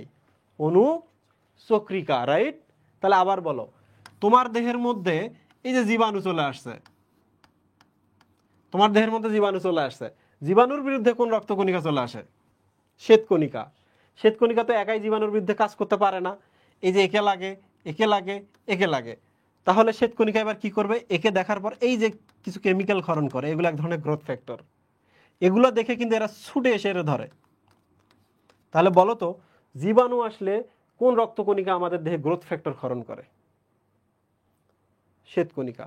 সে ক্ষরণ করে বলে এই কোষগুলো নিজেদের সংখ্যা বাড়ায়, বুঝছেন ভাই? এরকম করে সংখ্যা বাড়াইতে পারে বিভাজনের মাধ্যমে। তাহলে প্রিয় স্টুডেন্ট, আমরা শিখলাম কে অভ্যন্তরীণ উদ্দীপনা, কে বাহ্যিক উদ্দীপনা, কোন রক্তকণিকা কখন উদ্দীপনা তৈরি করতেছে। ঠিক আছে? এখানে প্রশ্ন আসবে সবার আগে যে আমরা যদি লোহিত কণিকা এখান থেকে তৈরি করতে চাই, আরবিসি, এই কোষটাকে যদি বিভাজন করাইতে চাই, তাহলে কার গ্রোথ ফ্যাক্টরকে? এরিথ্রোপয়েটিন। তাহলে প্রশ্ন হবে এরিথ্রোপয়েটিন কোথা থেকে আসে? কিডনি থেকে আসে। এরিথ্রোপয়েটিন কি? It's a hormone. তাহলে এটাকে গ্রোথ ফ্যাক্টর বা একটা হরমোনও বলা যেতে পারে। প্রিয় স্টুডেন্ট, তোমাদের আমি পাঠ্য বইয়ে গিয়ে দেখাচ্ছি। এবার দেখো, দেখো বইয়ের বাইরে আমরা কোনো কথাই বলিনি। এই যে সাইটোকাইনোসিস, কেরিওকাইনোসিস, এই যে বর্ধিন চুমুল, শাখা প্রশাখা, মাইটোসিস কোথায় ঘটে আমরা পড়ে ফেলছি। এই দেখো কোষ চক্র, দেখছো? এই যে কোষের সংখ্যা 100 ট্রিলিয়ন, তারপরে যে অভ্যন্তরীণ বাহ্যিক সিগন্যালের কথা, এই যে লাল কোষ, পেশি কোষ, স্নায়ু কোষটা আমরা পড়ি নাই যদিও, উদ্ভিদের স্থায়ী কোষ মানে হচ্ছে সিপ কোষের কথা আমরা বলেছি। তারপর বলো তো এই যে এই জায়গায় দেখো তো গ্রোথ ফ্যাক্টর, সাইক্লিন, সিডিকে, এগুলোর কথা আমরা বললাম না? প্রিয় স্টুডেন্ট, এখানে একটা জিনিস মনে রাখবা, একটা জিনিস মনে রাখবা, ডিএনএটাই অ্যাকচুয়ালি খবরটা নেয়। আচ্ছা, বাইরের উদ্দীপনা চলে আসছে, এখন আমাকে বিভাজনের জন্য সাইক্লিন, সিডিকে তৈরি করে তাদেরকে দায়িত্ব বোঝাই দিতে হবে। এখানে একটা জিনিস মনে রাখবা, এই যে ডিএনএটার ভেতরে, ডিএনএটা কিন্তু জিন, এটা মনে রাখবা, ডিএনএর ভেতরে অনেক তথ্য থাকে, এদেরকে জিন বলে। তাহলে বলো তো কোষ বিভাজন বা কোষ চক্র ডিএনএ দ্বারা নিয়ন্ত্রিত হয়, কথাটা ভুল না। ক্রোমোজোম দ্বারা নিয়ন্ত্রিত হয়, কথাটা ভুল না। ডিএনএতে থাকে জিন, তাহলে যদি বলে জিন দ্বারা নিয়ন্ত্রিত হয়, কথাটা ভুল না। জিনটাকে যদি একটু অন্যরকম করে বলে জেনেটিক প্রোগ্রাম দ্বারা নিয়ন্ত্রিত হয়, কথাটা ভুল না। ঠিক আছে? তাহলে এই জিনিসগুলো মনে রাখবা, শব্দ চেঞ্জ করে দিতে পারে। ঠিক আছে?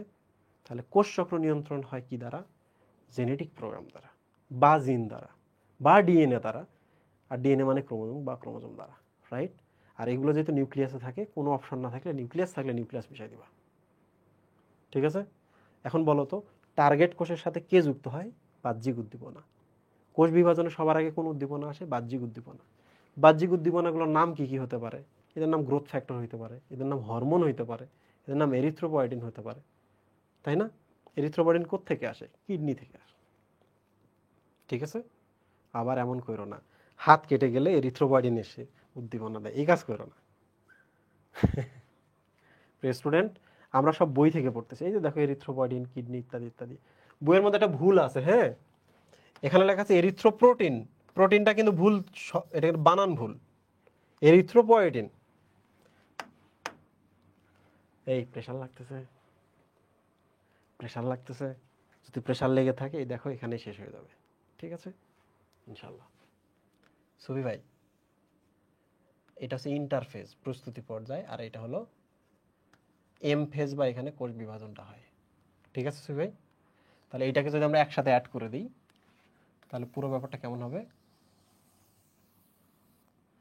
অপূর্ব ভাইয়ের থেকেও সুন্দর বৃত্ত আমি অ্যাড করতে পারছি, তাই না?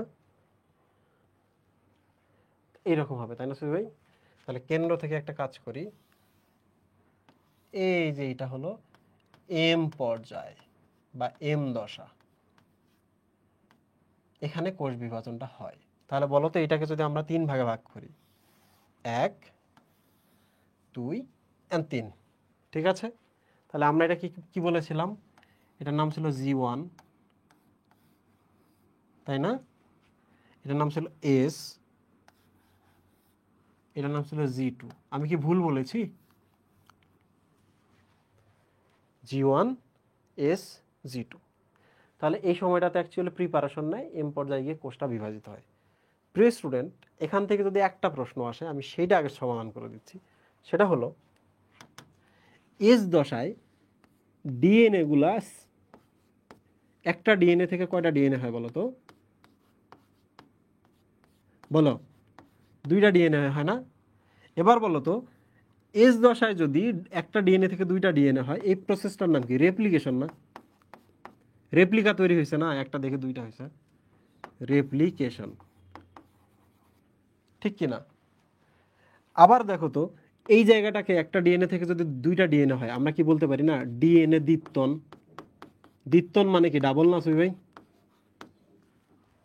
তাহলে প্রশ্ন যদি করে কখনো ডিএনএ দ্বিত্বন কোথায় হয়? এস দশায়। কিন্তু প্রবলেম হলো যদি বলে ক্রোমোজোমের দ্বিত্বন কোথায় হয়, কি বলবা?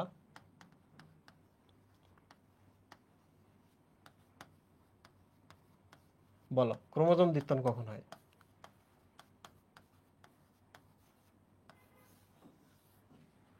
অ্যানাফেজে না? ওখানে ক্রোমোজোম ডাবল হয়েছে আর এখানে ডিএনএ ডাবল হয়েছে, রাইট?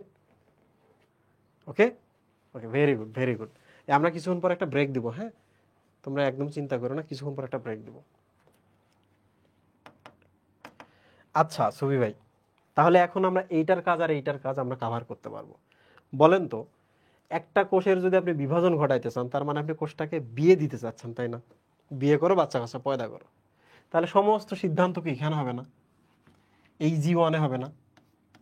বলেন তো সুবি ভাই। তাহলে কোষ বিভাজনের সিদ্ধান্ত কোথায় হয়? শুরুতেই। কোষ বিভাজনের যদি সিদ্ধান্ত তুমি এখানে নাও, তাহলে তোমাকে কি বিয়ের আয়োজন করতে হবে না? বিয়ের আয়োজনের জন্য তোমাকে কাঁচামাল কিনতে হবে না?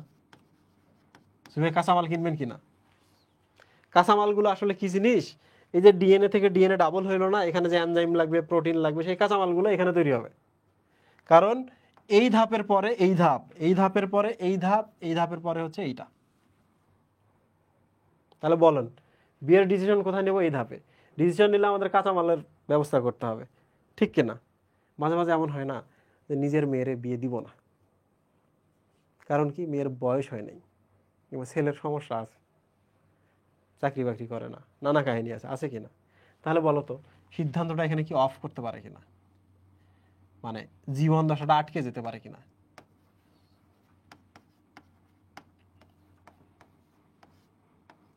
হয় কিনা বলো তো? হয়। তাহলে যদি কখনো জিজ্ঞেস করে বলো তো কোষ বিভাজনের এই যে এটা তো বিভাজন, তাহলে এখান থেকে শুরু করে এই জায়গাটার নাম হচ্ছে ইন্টারফেস, তাই না সুই ভাই? এখান থেকে শুরু করে এই জায়গা থেকে শুরু করে এটা হলো ইন্টারফেস।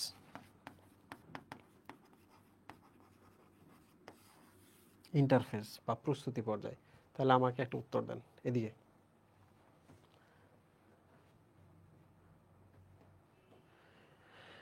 সমস্ত সিদ্ধান্ত এখানে হয় কোষ বিভাজনের। 2 নম্বর হচ্ছে এখানে সমস্ত কাঁচামাল তৈরি হয়, কারণ সামনেই যদি কিছু করতে হয় সমস্ত কাঁচামাল এখানে। যদি আমি জিজ্ঞেস করি বলেন তো প্রস্তুতি পর্যায়ের কোন পর্যায়ে প্রোটিন তৈরি হয়? এখানে। এনজাইম কোথায় তৈরি হয়? এখানে। ওই প্রোটিন ওই এনজাইমগুলো দিয়ে আপনি কিন্তু এখানে ডিএনএ রেপ্লিকেশন করবেন। আটকে গেলে এখানে বলেন তো কোনো কোষের যদি জীবন দশা আটকে যায়, যত দিনের জন্য ইচ্ছা আটকে যাবে, আটকে যদি যায় তার আর কোষ বিভাজন হবে? হবে না। তাহলে তোমরা এবার আমাকে বলো তো স্নায়ু কোষ, পেশি কোষ, স্নায়ু কোষ, পেশি কোষ বা হচ্ছে লোহিত রক্তকণিকা, এরা কোন দশায় আটকে আছে বলো তো? বলো তো কোথায় আটকে আছে? G1-এ আটকে আছে, ওদের আর বিভাজন হবে না, রাইট? ওকে। তাহলে এবার চিন্তা করেন সুই ভাই, এখান থেকে যদি এখানে আসেন, তাহলে এখানে যে কাঁচামালগুলো তৈরি করছিলেন, এনজাইম তৈরি করছিলেন, প্রোটিন তৈরি করছিলেন, সেগুলো দিয়ে আপনি এখানে ডিএনএ রেপ্লিকেশন করবেন, ঠিক আছে? এটা যখন শেষ, কোষ বিভাজনে ঢুকতে হবে না সুই ভাই? তাহলে তার আগের এই পর্যায়টা খুব ইম্পর্টেন্ট না? লাস্ট মোমেন্টে বলো তো এই এম পর্যায়ে গিয়ে কি ক্রোমোজোম এই মেরু থেকে ওই মেরু বিষুবীয় অঞ্চল টানাটানি করতে হবে কিনা? টানাটানির জন্য এটিপির দরকার আছে না? তাহলে সমস্ত এটিপি কোথায় তৈরি হবে? G2-তে, কারণ ক্রোমোজোম টানাটানি করা লাগবে এখানে, রাইট? আবার বলো তোমরা আমাকে যে এখানে কি স্পিন্ডল তন্তু লাগবে কি না কোষ বিভাজনের সময়? লাগবে কি না? তাহলে আপনি বলেন আমাকে স্পিন্ডল ফাইবার তৈরির কাঁচামালগুলো কোথায় তৈরি হবে? G2-তে। আগে তৈরি করে লাভ নাই, একবারে শেষে তৈরি করবো আমরা। এরপরও একটা ব্যাপার আছে, সেটা হলো এই কোষটা প্রিপারেশন নেওয়ার পর বিভাজনে যাইতে চাচ্ছে না, তখন আমরা তাকে কি বলবো? তুমি তো মেচুরেশন হয়েছো, তুমি তো মেচিউর হয়েছো, তখন আমরা তাকে প্রমোট করবো, যাও যাও যাও বিভাজন করো, কারণ তোমার সমস্ত কাজ আমরা করে দিয়েছি, বিভাজন কেন করবা না? তখন আমরা তাকে ধাক্কা দিব, কি বলে? মেচিউর হয়েছো। তাহলে এই দশায় আরেকটা প্রোটিন তৈরি হয়েছে ভাই, তার নাম হচ্ছে মেচুরেশন প্রমোটিং ফ্যাক্টর। এই তিনটা যারা বুঝছে, প্রশ্ন তো এখানেই কমন পড়বে, এই তিনটা যারা বুঝছে তাদের আর কোনো প্রবলেম নাই। প্রিয় স্টুডেন্ট, বলো পরীক্ষায় যদি প্রশ্ন আসে সমস্ত এটিপি কোথায় তৈরি হয়? এখানে। যদি জিজ্ঞেস করে সিদ্ধান্ত কোথায় নেওয়া হয়? আরে শুরুতে সিদ্ধান্ত নেওয়া হয়, কাঁচামাল টাচামাল সবকিছু সিদ্ধান্ত নেওয়ার পরে তো বাজার করতে যাবে বাপে, মেয়ের বিয়ে, তাই না? সিদ্ধান্ত কোথায় থামিয়ে দেয়? এখানেই, রাইট? আর সমস্ত যদি আপনি করেন, প্রসিড যদি করেন, এই ধাপে যদি আসেন আপনি কোষটাকে নিয়ে, তাহলে এবার বলেন এই ধাপে কি হবে? শুধু ডিএনএ গুলো ডাবল হবে। আপনি কি জানেন কেন ডিএনএ গুলো ডাবল হয়? তোমরা বলো তো কেন ডিএনএ গুলো ডাবল হয়? কারণ এই ট্রিকটা পরে লাগবে, আমি তোমাকে বলতেছি। এই যেমন আছে এখানে প্রথমে কয়টা ছিল? এই যে এইটা আর এইটা ছিল কি না? এইটা আর এইটা, এইটা যখন ডাবল হচ্ছে, তার মানে এর যে ডিএনএটা ছিল এই ডিএনএটাকে ডাবল করতে হবে না? এর ডিএনএটাকে ডাবল করতে হবে না? না হলে এই দুইটা থেকে কিভাবে চারটা বানাবো তুমি? তাহলে বলো এবার যে অ্যানাফেজ ধাপে যে আমরা ক্রোমোজোম ডাবল করি, সেই ক্রোমোজোমের ডিএনএ কোথায় ডাবল করা হচ্ছে? অ্যানাফেজ ধাপে যে আমরা ক্রোমোজোম ডাবল করলাম, এর ডিএনএ গুলো আমরা কোথায় ডাবল করতেছি? এম এ ডাবল করতেছি, সরি এস এ ডাবল করতেছি, এস, রাইট? এবার বুঝছেন কেন ওখানে ডিএনএ গুলো ডাবল হয়েছে ভাই? একটা কোষ থেকে দুইটা কোষ বানাবেন আপনি, তাহলে একটা কোষে যে পরিমাণ ডিএনএ আছে ডাবল না করলে আপনি দুইটা কোষের ক্রোমোজোম কেমনে বানাবেন, রাইট? তাহলে আমরা এবার বুঝলাম কনসেপ্টটা, আমরা কোরিলেট করতে পারছি কি না? প্রিয় স্টুডেন্ট, পরীক্ষায় প্রশ্ন আসবে মেচুরেশন প্রমোটিং ফ্যাক্টর কোথায় তৈরি হয়? সেটা হলো যে শেষের দিকে হয় না যে গাড়িটা আর একটু ক্লিন করে তারপর বিক্রি করি, বাড়িটা আর একটু ধুয়ে মুছে তারপর ভাড়া দিই, হয় কি না? একটু সুন্দর গুছিয়ে টুছিয়ে একটু প্রিপারেশন নিয়ে কারোর সাথে কথা বলি, তাহলে মেচিউরিটির ব্যাপারটা একবার লাস্ট মোমেন্টে আসে। এখানে যেহেতু টানাটানি করতে হবে ক্রোমোজোম, তাহলে এখানেই এটিপির বিষয়টা চলে আসবে, রাইট? এখানে যেহেতু আমাদের স্পিন্ডল ফাইবার লাগবে, তাহলে স্পিন্ডল ফাইবার বা মাইক্রোটিবিউল তৈরির কাঁচামালগুলো সব এখানেই লাগবে। তাহলে তোমরা আমাকে বলো যে তোমরা এটা মনে রাখতে পারবা কিনা, পরীক্ষায় এটা প্রশ্ন আসবে। এবার বলো তো, শেষ মোমেন্টে গিয়েও কোনো কোষকে আটকে যেতে পারে না?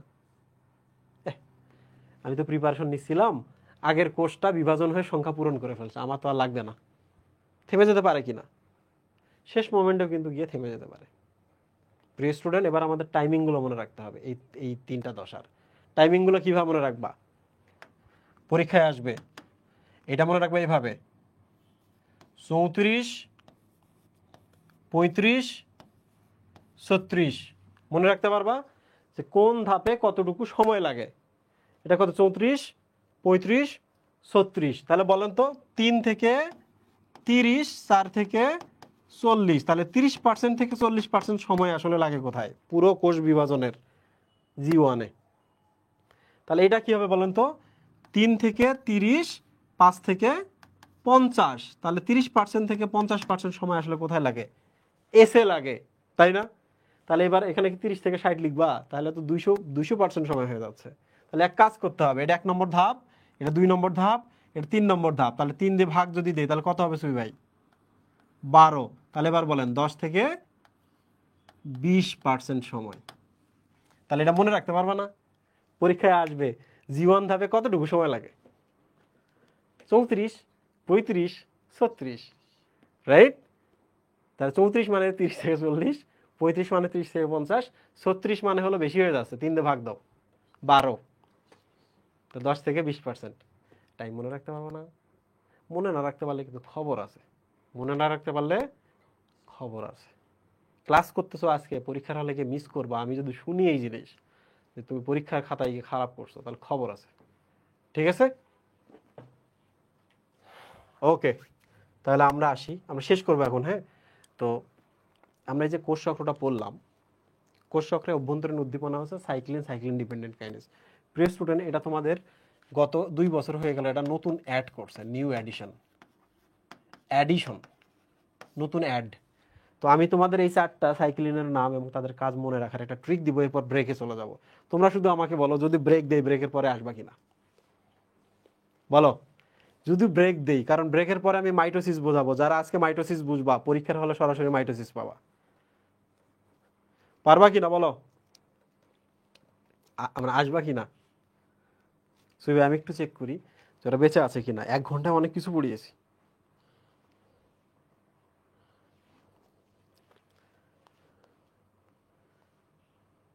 আরে সবাস দিকে 400 পোলাপান ক্লাস করতেছে। তার মানে একটা ব্যাপার দেখছো, যারা টাকা দিয়ে ক্লাস করে তারা সবসময় বেশি ক্লাস করে, তাই না? এটা দায়িত্ববোধ জন্মায়। আমি যদি দেখি তোমরা ব্রেকের পর আসো নাই, খবর আছে কিন্তু। আজকে ক্লাস করবা আর কোনোদিন করবা না, ক্লাস করবা না, ক্লাস করে টাইম ওয়েস্ট করবা না, তখন শুধু বই পড়বা। আচ্ছা, বলো তো সাইক্লিন কয় ধরনের? এখানে একটা দারুণ ট্রিক দিব, এটা সারা জীবন মনে থাকবে। পরীক্ষার হলে গিয়ে এক্সিকিউট করে আসবা, না করে আসতে পারলে তোমাকে 5 তলায় তুলে ধাক্কা দেবো। ওকে মোয়েব, সাইক্লিন ডি, সাইক্লিন ই, সাইক্লিন এ, সাইক্লিন বি। ঠিক আছে, আমরা মনে রাখবো cyclin D for direction, direction, direction মানে কিছু ভাই দিক না, দিক কি না, তাহলে এইভাবে মনে রাখবেন। G1 থেকে যে এসে যাইতে হয়, এস থেকে যে G2 তে যাইতে হয়, এই ডিরেকশনটা কে ঠিক করবে? Cyclin D. কি মনে থাকবে? Cyclin D, D for direction. আচ্ছা, G1 থেকে এস, এস থেকে G2, ডিরেকশনটা আমি বুঝলাম, মনে থাকবে। ওকে, আচ্ছা এবার দেখো সাইক্লিন ই। তোমরা কি রংপুরের মানুষ চেনো? রংপুর, রংপুরের মানুষজন র কে বলে অ, রকে কি বলে ভাই? অ। রেখাকে বলে এখা। এখন এখা এই নাম শুনতে শুনতে শহরে গিয়ে নাম বদলায় ফেলছে একা, নাম হয়ে গেছে একা। রংপুরের মানুষ রংপুরকে বলে অংপুর, বুঝতে পারছো? তো রংপুরের মানুষ সাইক্লিন ই কে কিভাবে বলে এটা মনে রাখবা। বলো তো রেপ্লিকেশনকে রংপুরের মানুষ কিভাবে বলবে? অ্যাপ্লিকেশন। তাহলে বলো তো মুহিব, অ্যাপ্লিকেশনের জন্য কোষকে প্রস্তুত করে ই। ঠিক আছে, আবার আরেকটা জিনিস দেখো, ই ফর এডি, এডি, এডি মানে রেডি, ই ফর এডি, রেপ্লিকেশনের জন্য প্রস্তুত করে, এই জিনিসটা মনে রাখতে হবে। ই ফর অ্যাপ্লিকেশন, এডি করে, রেপ্লিকেশনের জন্য প্রস্তুত করে, মনে থাকবে। ওকে, ভেরি গুড। এবার চলে আসি সাইক্লিন এ। সাইক্লিন এ, বলো তো এ তে কি অ্যাক্টিভেট কথাটা আসতেছে না? আসতেছে কিনা? এ তে অ্যাক্সেলারেশন কথাটা আসতেছে কিনা সুই ভাই? অ্যাক্সেলারেশন। তাহলে দেখো তো এস পর্যায়ে ডিএনএ রেপ্লিকেশনকে সক্রিয় শব্দটা আসা মানে কি?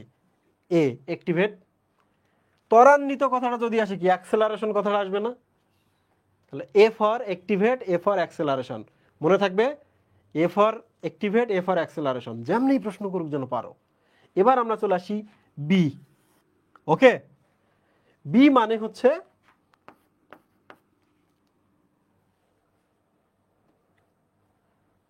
বি মানে হচ্ছে বাবা। বলো তো সব কিছু প্রস্তুত সম্পন্ন করে কে? বাবাই তো করে না? তোমার বিয়ে, তোমার জব কিংবা মৃত্যু, সবকিছু বাবারাই প্রস্তুত করে। তাহলে বলো B for boss, B for baba, তারাই সবকিছু সম্পন্ন করে। প্রিয় স্টুডেন্ট, আমি এখন পরের পৃষ্ঠায় যাব, দেখি তোমরা পারো কিনা। দেখো রিভিশন, তাৎক্ষণিক রিভিশন, এখান থেকে এখানে, এখান থেকে এখানে, বলো এটা কি? ডিরেকশন না? Cyclin D. ওকে, কোষকে প্রস্তুত করে, রেপ্লিকেশনের জন্য প্রস্তুত করে, তাহলে বলো তো অ্যাপ্লিকেশনের জন্য এডি করে, রাইট? এবার চলে আসি সাইক্লিন সক্রিয় মানে অ্যাক্টিভেট, ত্বরান্বিত মানে হচ্ছে অ্যাক্সেলারেশন, সাইক্লিন এর কাজ এটা। সাইক্লিন সবকিছু সম্পন্ন, বাবা বি, বস বি। কে মনে থাকবে? মনে থাকবে? ওকে, ভেরি গুড।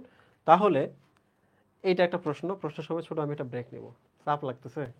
আর তো মাত্র একটা টপিক, এবং এই চ্যাপ্টারের সবচেয়ে গুরুত্বপূর্ণ টপিক হলো এইটা, মাইটোসিসের সবচেয়ে গুরুত্বপূর্ণ টপিক হলো এইটা। কারণ আগামীকালকে আমি আর একটা গল্প বলবো, তাহলে দেখবা এই চ্যাপ্টারে তোমার থেকে দক্ষ আর কেউ থাকবে না ইনশাল্লাহ। তোমার থেকে ভালো এমসিকিউ সামনের পরীক্ষায় বলো, মেডিকেল এডমিশন বলো, ভার্সিটি এডমিশন বলো, কোথাও তোমার থেকে ভালো সলভ কেউ করতে পারবে না। ঠিক আছে? তাহলে চাপ লাগুক আর না লাগুক, আর মাত্র একটা টপিক, আমি একটা ছোট্ট ব্রেক দিচ্ছি। হ্যাঁ, রোজা রোজা রেখে কথা বলা খুব কষ্ট কম। কত কত মিনিট দিই ভাই? 5 মিনিট দিই। দেখতে দেখতে যেন 5 মিনিট চলে যায়, আমি 10 মিনিট 15 মিনিট দিব না তো, জাস্ট 5 মিনিট। ওকে।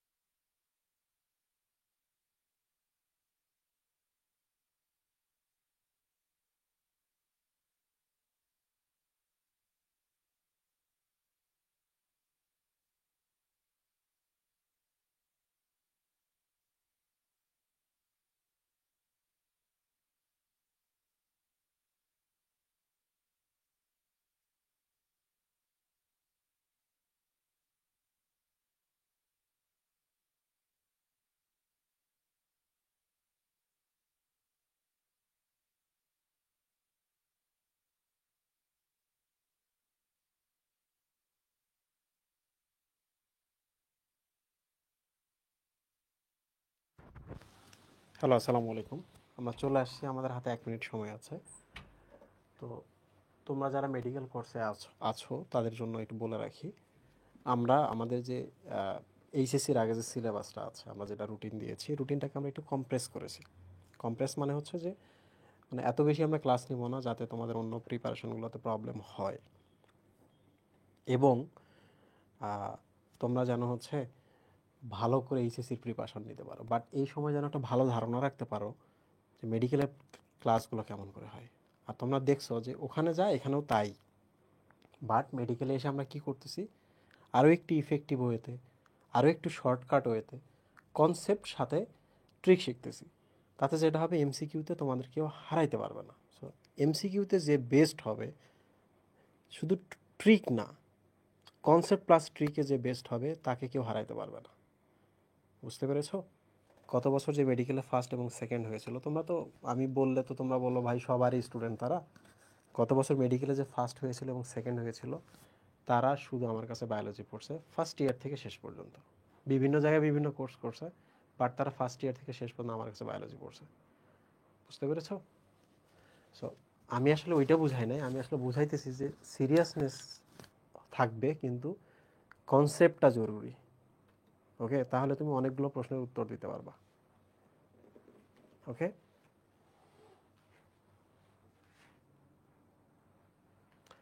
আচ্ছা, আমরা এখন শুরু করব মাইটোসিস। তো মাইটোসিসটাতে যারা বুঝতে পারবা, মনে রাখবা, তারা সবাই মাকামে পৌঁছে যাবা। এই চ্যাপ্টার থেকে প্রশ্ন আসবে, অথচ বায়োলজির সবচেয়ে কঠিন চ্যাপ্টার হলো এইটা। ওকে, তাহলে মাইটোসিসের প্রথমে আমরা একটা শর্ট রিভিউ করব। মাইটোসিসে আসলে কি হবে এবং কখন কি আসতে থাকবে, আমরা যেন ওইটা চিন্তা ভাবনা না করেই বলে দিতে পারি, আচ্ছা এখন কি আসবে, এখন কি আসবে, এখন কি আসতে পারে না। এমসিকিউতে যেন আমাদের কোনো প্রবলেম না হয়। তাহলে আমি তোমাকে দেখাই, দেখো মাইটোসিসে তোমার টার্গেটটা কি থাকবে। আমি একটা পুরো চিত্র দেখাই, না চিত্র না, আমি তোমাকে দেখাই। তোমরা আমাকে বলো তো, একটা কোষের নিউক্লিয়াস না এটা, ঠিক কিনা? তুমি আমাকে বলো তো, নিউক্লিয়াসের ভেতরে কি ক্রোমোজোমগুলো ক্রোমোজোম অবস্থা থাকে না, এরকম ছড়ানো ছিটানো ক্রোমাটিন অবস্থায় এবং নিউক্লিওলাস অবস্থায় থাকে, এরকম থাকে না? এগুলো কিন্তু ক্রোমাটিন, নট ক্রোমোজোম। তোমরা আমাকে বলো তো, এই দিকে যদি এবার স্পিন্ডল তন্তু তৈরি হয় আর ক্রোমোজোমগুলা যদি নিউক্লিয়াসের ভেতরে থাকে, তাহলে কোষ বিভাজন হবে? হবে না। তাহলে তুমি নিজেই বলতে পারতেছো যে আমাদের শুরুতেই এইটা কিভাবে বিলুপ্ত করা যায় এটার দিকে একটু খেয়াল রাখতে হবে। এগুলা কিভাবে ক্রোমাটিন থেকে ক্রোমোজোম মানে এই রকম হয়, এই রকম থেকে এই রকম কিভাবে হয়, এটা আমাদের একটু খেয়াল রাখতে হবে, তাই না, কোষ বিভাজনের জন্য। একই সাথে এগুলাকে যেন আমরা টেনে এদিকে অর্ধেক নিয়ে আসতে পারি, ওদিকে অর্ধেক নিয়ে যেতে পারি, এই জন্য স্পিন্ডল তন্তুটা তৈরি করতে হবে। এবং স্পিন্ডল তন্তুটা যেন আরও যাইতে পারে সামনের দিকে, এই জন্য আমাদের এই মেমব্রেনটা হারিয়ে ফেলতে হবে, মানে মেলা কিছু, রাইট? এবং এই প্রসেসটার মধ্যে দেখো, এই যে এগুলোর মধ্যে দেখো, ছিল ক্রোমাটিন, হয়ে গেল ক্রোমোজোম, তারপর এইটা আবার এইরকম হয় না, হয় কি না? এইরকম করতে হবে। তারপর কি করতে হবে, এইটাকে ছিঁড়ে ফেলতে হবে। এই যে এরকম থাকবে, এদিক থেকে একটা স্পিন্ডল তন্তু, এই দিক থেকে একটা স্পিন্ডল তন্তু, দুজন টেনে ছিঁড়ে ফেলবে। ছিঁড়ে ফেলে পরের ধাপে কি হবে বলো তো? এরকম হবে না, এদিক অর্ধেক চলে গেল, এদিক অর্ধেক চলে যাচ্ছে, এরকম হবে কি না? কিন্তু তোমরা তার আগে বলো তো আমাকে, এটাকে যদি তুমি ছিঁড়তে চাও তাহলে কি পুরো কোষের মাঝখানে আনতে হবে না এটাকে, নাকি এটাকে তুমি এই যে এখানে রাখবা, নাকি এখানে রাখবা? মাঝখানে আনতে হবে। তার মানে বলো, মাঝখানে আনার ব্যাপারটার জন্য আমরা কি মেটাফেজ ধাপটার কথা চিন্তা করব কিনা? করব কিনা? টেনে যদি আমরা দুই দিকে ছিঁড়ে ফেলতে চাই, টানাটানি যদি করতে চাই, তাহলে আমাদের অ্যানাফেজ ধাপটার কথা ভাবতে হবে কিনা? অ্যানাফেজ মানে তো গতি, এদিক গতি ওদিক গতি, ঠিক কিনা? ঠিক কিনা? Very good. তারপর একটা সময় এটা এই দিকে চলে যাবে এবং এইটা এই দিকে চলে যাবে, নিউক্লিয়াস তৈরি হবে। তাহলে বলো তো এটা কি টেলোফেজ কিনা? তাহলে আমরা কিন্তু বুঝতে পারলাম যে মেটাফেজে আমাদের শুধু মাঝখানে আনলেই কাজ শেষ, মেটাফেজে কিন্তু আর কিছু নাই। আর এই যে দেখো, অ্যানাফেজে অ্যাকচুয়ালি দুই দিকে টান দেওয়া, টান দিয়ে সেন্টোমিয়ারটা ছিঁড়ে ফেলা, একটা ক্রোমোজোমকে ডাবল করে ফেলা, সেটা অ্যানাফেজের কাজ, রাইট? তাহলে তোমরা আমাকে বলো তো, মেটাফেজের আগে ভাগে এই জায়গাটাতেই প্রথমে প্রোফেজ থাকবে, তারপর কি থাকবে? প্রোমেটাফেজ, তাই না? থাকবে কি না বলো তো, থাকবে কি না? এই জায়গাটাতে কি হবে, আমাদের স্পিন্ডল তন্তু তৈরি করা শুরু করতে হবে, শেষ করতে হবে। এই মেমব্রেনটার বিলুপ্তির শুরু করতে হবে, শেষ করতে হবে, ঠিক কি না? একই সাথে আর কি করতে হবে, এই ক্রোমাটিনগুলোকে ক্রোমোজোমে পরিণত করতে হবে, ক্রোমাটিনগুলোতে ক্রোমোজোমে পরিণত করতে হবে। এইটাকে আবার এইরকম বাহুগুলোকে বিভক্ত করে 4টা করতে হবে, ঠিক কি না? তাহলে এই ধাপটাতে এই ঘটনাগুলো ঘটবে, মেটাফেজে মাঝখানে আসবে, অ্যানাফেজে দুই দিকে যাওয়া শুরু করবে, ছিঁড়ে যাবে, টেলোফেজে গিয়ে দুইটা দুই প্রান্তে চলে যাবে। তোমরা কি বুঝেছো ক্রোমোজোম কয়টা ছিল? একটা না? একটা ভাগাভাগি হচ্ছে হচ্ছে দুইটা হইলো কিনা? দুইটা থেকে দেখো নতুন কোষে একটা একটা করে গেল কিনা? মাতৃকোষে একটা, সন্তান কোষে একটা। মাইটোসিস ডান কি না? তোমরা আমাকে বলো যে মাইটোসিস ডান কিনা, তোমরা পারবা কিনা? এখন এখন আমি সবগুলো ধাপ আলাদা আলাদা করে তোমাদের পড়াবো, ঠিক আছে? তোমরা তো সবসময় সিধা বাসে পড়ে আসছো, আজকে আমি তোমাদের সর্বদিক। ওকে, তাহলে আমরা চলে আসি, শর্ট রিভিউ আমরা শিখে ফেলেছি। এখন আমরা প্রোফেজ ধাপে চলে যাব। প্রিয় স্টুডেন্ট, প্রোফেজ ধাপে একটা কোষের কি অবস্থা থাকে দেখো এরকম। জাস্ট প্রোফেজ ধাপটা দেখো, সবাই কোথায় বাঁধা আছে? এই যে এই জায়গা, তাই না? সুই ভাই, নিউক্লিয়ার মেমব্রেন, নিউক্লিওলাস, ক্রোমাটিন। একটু চিন্তা করেন, nuclear membrane, nucleolus, these are chromatin. প্রোফেজে কি ঘটনা ঘটবে দেন? প্রোফেজটা কিন্তু অনেক বড়, কারণ প্রোফেজে অনেকগুলো ঘটনা ঘটে। এই ছবিটা প্রোফেজের, পরেরটা প্রোফেজের। ওকে, দেখো তোমরা আমাকে বলো তো এক এক করে, তুমি যদি এই যে যে এইগুলাকে তুমি যদি ছোট করতে চাও, তাহলে এটা কি পেঁচাইতে হবে না? পেঁচাইলে এরকম ছোট হবে কি না? তাহলে এক কাজ করো, তোমরা নুডলসগুলোকে যখন পানিতে ছেড়ে দাও, নুডলসগুলোকে ছড়িয়ে পড়ে কিনা? তার আগে এগুলো কি পেঁচানো ছিল কিনা? পেঁচানো ছিল কিনা? তাহলে বলো, পানি থাকা অবস্থায় পেঁচানো ছিল নাকি পানি সহ পেঁচানো ছিল?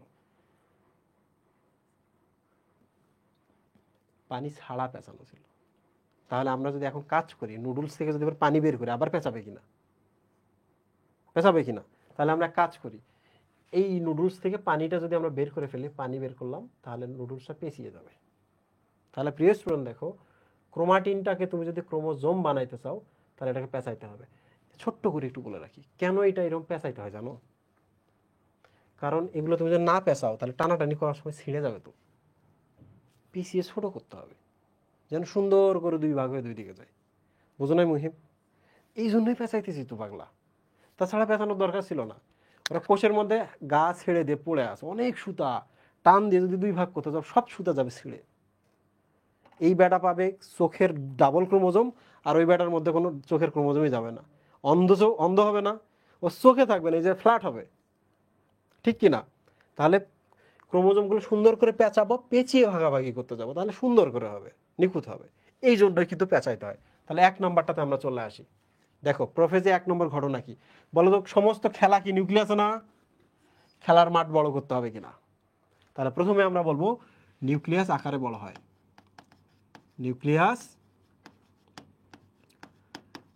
আকারে বড় হয়।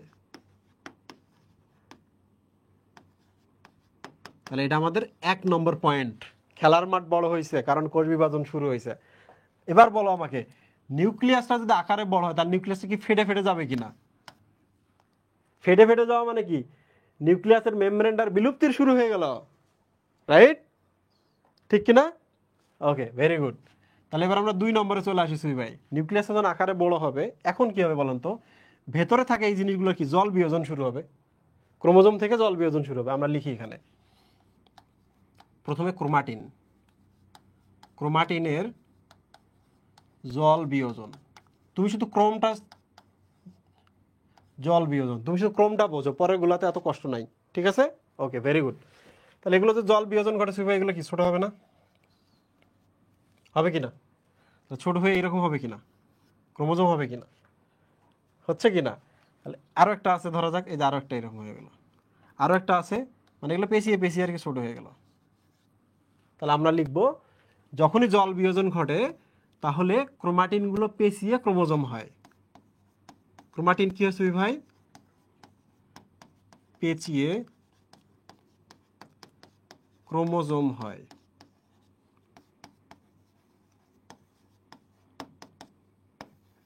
তাই না? এবার বলেন তো আমাকে, এই জিনিসগুলো যদি পেঁচিয়ে যায়, এই যে লম্বা জিনিসটা যদি পেঁচিয়ে যায়, খাটো হবে না? খাটো হওয়ার সাথে সাথে কি মোটা হইল না? এটা সুতা পেঁচাইলে কি খাটো হবে, মোটাও হবে, রাইট? তাহলে আমরা লিখবো কি, ক্রোমাটিন খাটো মোটা হয়, হয়ে ক্রোমোজোম হয়। ক্রোমাটিন খাটো মোটা হয়, খাটো প্লাস মোটা হয়। তাহলে আমরা দেখো সিকোয়েন্সটা কি দারুণভাবে জানতেছি। সেটা হলো, এগুলোকে যদি গোছাইতে চাই, প্রথমে জল বিয়োজন করব। জল বিয়োজন করলে এগুলো পেঁচিয়ে যাবে, ওই যে আমরা লিখছি পেঁচিয়ে যায়। পেঁচিয়ে গেলে এগুলো খাটো মোটা হবে, খাটো মোটা হলো। এখন বলো তো তোমরা আমাকে, আগে দূর থেকে তুমি হয়তো এই সুতাটা দেখতে পাও নাই, এখন কি এটা দেখতে পাবা না? দূর থেকে এখন এটা দেখতে পাবা না? পাবা কি না? পাবা। কিন্তু এখন প্রশ্ন হচ্ছে যে তুমি যদি দেখতে চাও এগুলাকে, তাহলে এগুলোর গায়ে আগে রং দিতে হয়, জানো এটা? এগুলোর গায়ে আগে রং দিতে হয়। তাহলে আমরা এখন বলবো এরা রং ধারণ ক্ষমতা প্রাপ্ত হয়, রাইট? রং ধারণ ক্ষমতা প্রাপ্ত হয়। প্রিয় স্টুডেন্ট, এখানে একটা জিনিস খেয়াল করো, সেটা হলো এই সুতাটা যখন এইরকম সুতা হয়েছে, তাহলে তোমরা এবার বলো তো আমাকে, এর গায়ে যদি এখন আমরা রং দিতাম, এই রংগুলো কি পড়ে যাইতো না নিচে? কিন্তু যখন এগুলো পেঁচিয়ে গেছে, এখানে যদি আমরা রং দিই, এই রংগুলো কি আটকে যাবে না এখানে? তাহলে এটা কি রঙিন হবে কিনা? তাহলে যখনই পেঁচিয়ে যায়, খাটো মোটা হয়, তখনই সে রং ধারণ ক্ষমতা প্রাপ্ত হয়, কারণ রং দিলে রং আটকাবে, রাইট? তাহলে দেখো, ক্রোমাটিন খাটো মোটা হয় আর পেঁচিয়ে গিয়ে খাটো মোটা হয়, তাহলেই রং ধারণ ক্ষমতা প্রাপ্ত হবে। সিকোয়েন্স ঠিক আছে কিনা? আমি কি এই লাইনটা সামনে দিছি, ওই লাইনটা পেছনে দিছি? দেই নাই। তাহলে তুমি পড়তে পারবা এইভাবে, চিন্তা করো না, আমি আগাইতেছি। 6, তুমি আমাকে বলো, যখনই এরা খাটো মোটা হইলো, এখন রং দিলে আটকায় যাবে এদের ফাঁকে ফাঁকে রঙের অণুগুলা, তাহলে এখন বলো এগুলো আমরা চোখে দেখতে পাবো কিনা? চোখে দেখতে পাবো কিনা? ইয়েস। তাহলে আমরা কি লিখবো? দৃষ্টিগোচর হয়। পরীক্ষায় প্রশ্ন আসবে যে ক্রোমোজোম কখন দৃষ্টিগোচর হয়? প্রোফেজেই দৃষ্টিগোচর হয়। জল বিয়োজন কোথায় শুরু হয়? প্রোফেজেই শুরু হয়। তাহলে এবার বলো, ক্রোমোজোম কেন পেঁচিয়ে যায়? জল বিয়োজনের জন্য, রাইট? এবার বলো, ক্রোমোজোম কেন খাটো মোটা হয়? বলবো পেঁচিয়ে যাওয়ার কারণে। সিকোয়েন্সটা দেখো, রাইট? আচ্ছা ঠিক আছে, এবার আমরা 7-এ চলে আসি। কিছু চলে আসবো মুহিব 7-এ। 7 নম্বরটা কি? এখন আমরা পেলাম এইরকম।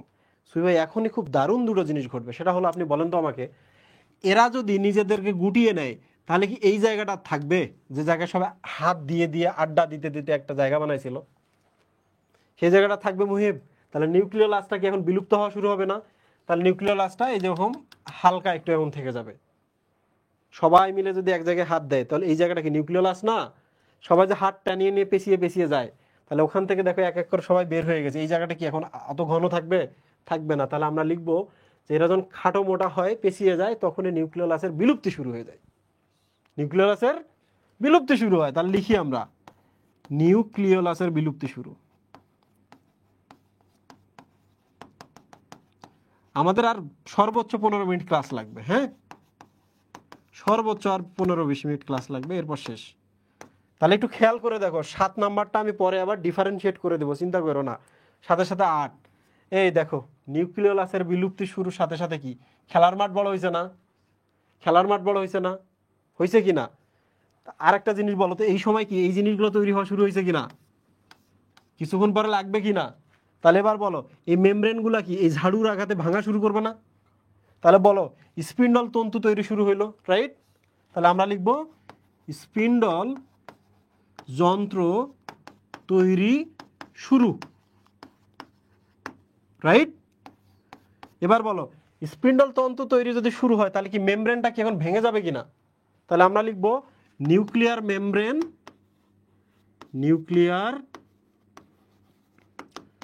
মেমব্রেনের বিলুপ্তি শুরু, মেমব্রেনের বিলুপ্তি শুরু। এই শব্দটা একটু খেয়াল করো, একটু পরে আমি এটা ডিফারেন্সিয়েট করে দেব।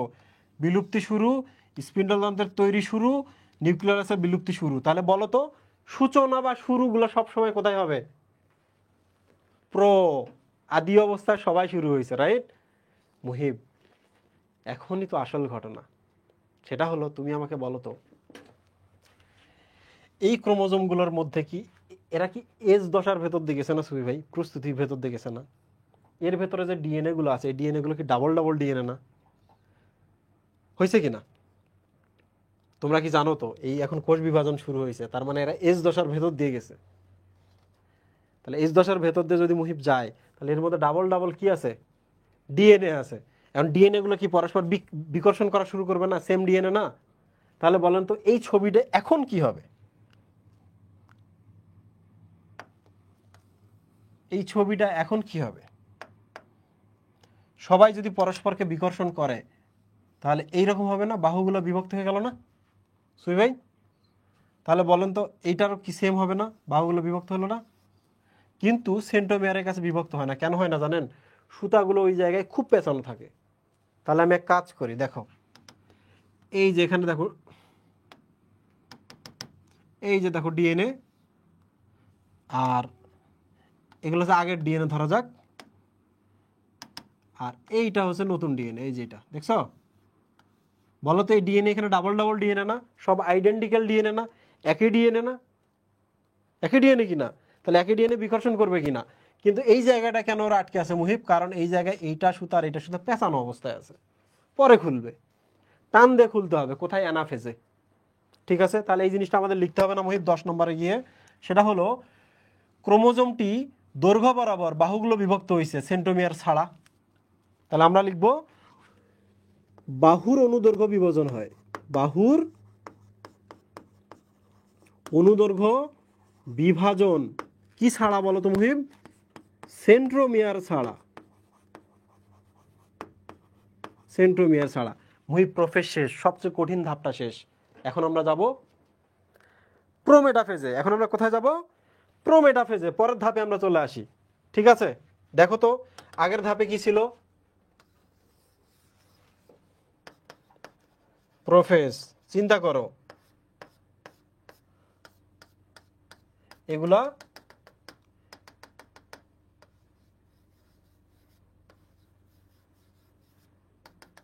আগের ধাপে কি এরকম ছিল কিনা? স্পিন্ডল তন্তু তৈরি শুরু হয়েছে, মেমব্রেনের বিলুপ্তি শুরু হয়েছে, নিউক্লিয়াসের বিলুপ্তি শুরু হয়েছে, এগুলো বাহুগুলো বিভক্ত হয়ে গেছে, রাইট? তাহলে এবার বলো তো আমাদের প্রোমেটাফেজে কি ঘটবে? বলো, সবাই বলো। প্রোমেটাফেজে এগুলো আরো বড় হবে, সামনে আসবে। তাহলে কি এই মেমব্রেনটা থাকবে? তাহলে সবার আগে এক কাজ করি আমরা, সেটা হলো এক, স্পিন্ডল তন্তু তৈরি সমাপ্ত হয়। স্পিন্ডল তন্তু তৈরি সমাপ্ত মানে পরিপূর্ণ হয়। তাহলে বলো এবার কি হবে? এরকম হবে না? হবে কি না? তাহলে এবার বলেন মেমব্রেনটা কি আর আছে? নাই। তাহলে আমরা লিখব নিউক্লিয়ার মেমব্রেন সম্পূর্ণ বিলুপ্ত হয়।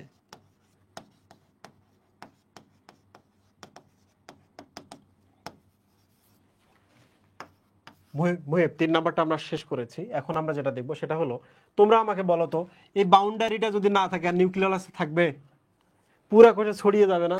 তাহলে আমরা লিখবো কি? নিউক্লিওলাস। নিউক্লিওলাস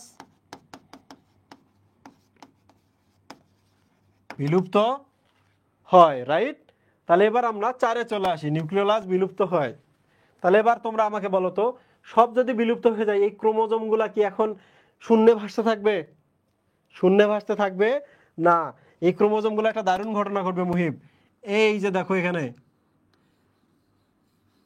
এর সাথে এর সাথে যুক্ত হবে।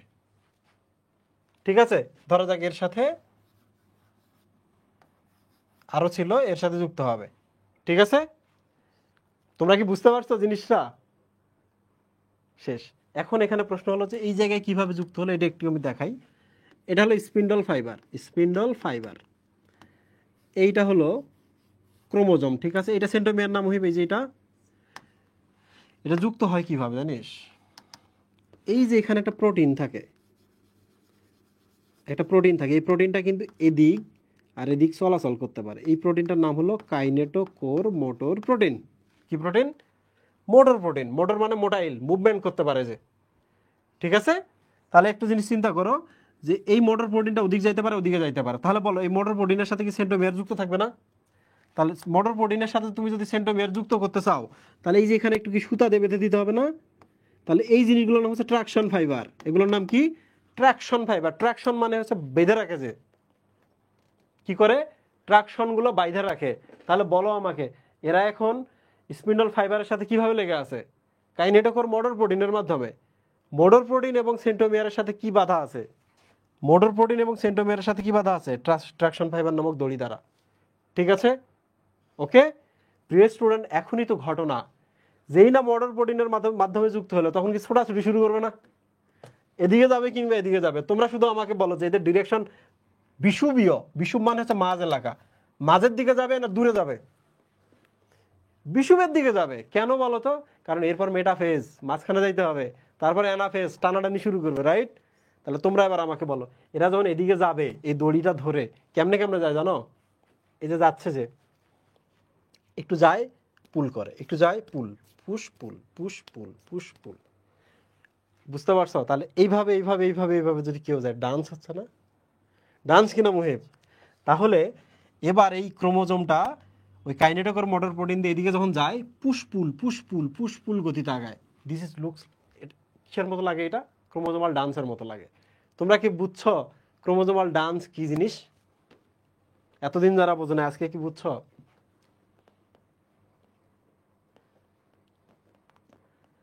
তোমরা কি ক্রোমোজোমাল ডান্স জিনিসটা বুঝছো? ক্রোমোজোমাল ডান্স এইরকম এইরকম না।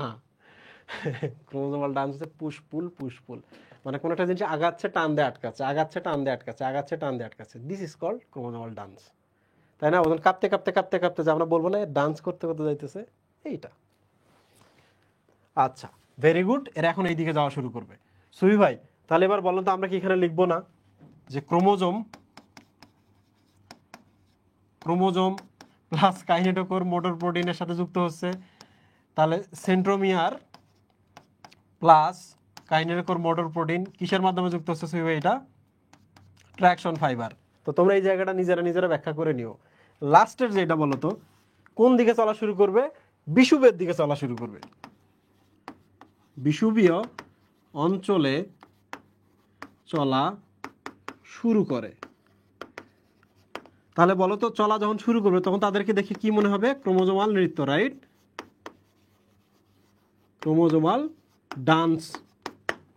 প্রিয় স্টুডেন্ট, তোমাকে যদি এখন আমি বলি, বলো তো প্রোফেজে ক্রোমোজোমাল ডান্স দেখা যায়, তোমারে কেউ চাপা মারতে পারবে?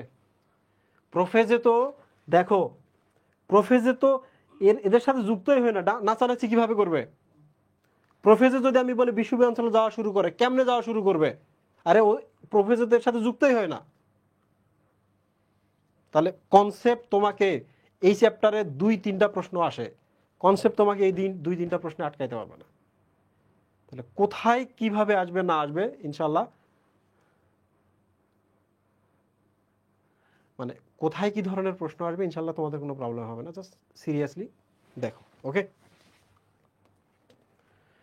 প্রিয় স্টুডেন্ট, আমরা বুঝতে পারলাম যে এগুলা মেরু অঞ্চলের দিকে চলা শুরু করে, এদিকে, ঠিক আছে? তাহলে একটু আমাকে বলো তো, এই যে ছবিগুলো তোমরা এখানে দেখতে পাচ্ছ, ছবিগুলো এখন কেমন মনে হবে দেখতে? তোমাদের আমি দেখাচ্ছি, জাস্ট একটু দেখো ছবিগুলো, কারণ ছবিগুলো জানা জরুরি কনসেপ্টের জন্য।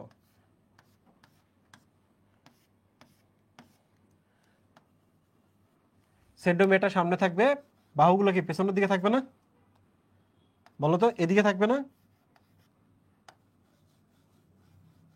এই যে সেন্টোমিয়ারটা তো রাস্তা ধরে ধরে যাইতেছে, যে রাস্তা ধরে ধরে যাবে সে আগে থাকবে, ঠিক কিনা? এইরকম যাইতেছে ওইদিকে, ঠিক কিনা? তাহলে এবার আমরা বলো, আমরা যদি এবার চলে আসি মেটাফেজে, শুধু একটা জিনিস জানবা, মেটাফেজে মাঝখানে আসে। কোথায় আসে? মাঝখানে আসে। তাহলে এটাকে বলে মেটাকাইনেসিস। কি বলে এটা? মেটাকাইনেসিস। মনে রাখবা, কাইনিন মানে মুভমেন্ট বা গতি, আর মেটা মানে হচ্ছে মাঝ। তাহলে এই যে গতি নিয়ে দৌড়ে দৌড়ে নাচতে নাচতে যে মাঝখানে আসতেছে, দ্যাট ইজ কল মেটাকাইনেসিস। তাহলে মেটাফেজে মেটাকাইনেসিস, মেটাফেজে মাঝখানে আসে, রাইট? তাহলে এবার বলো আমাকে ছবিটা কেমন হবে?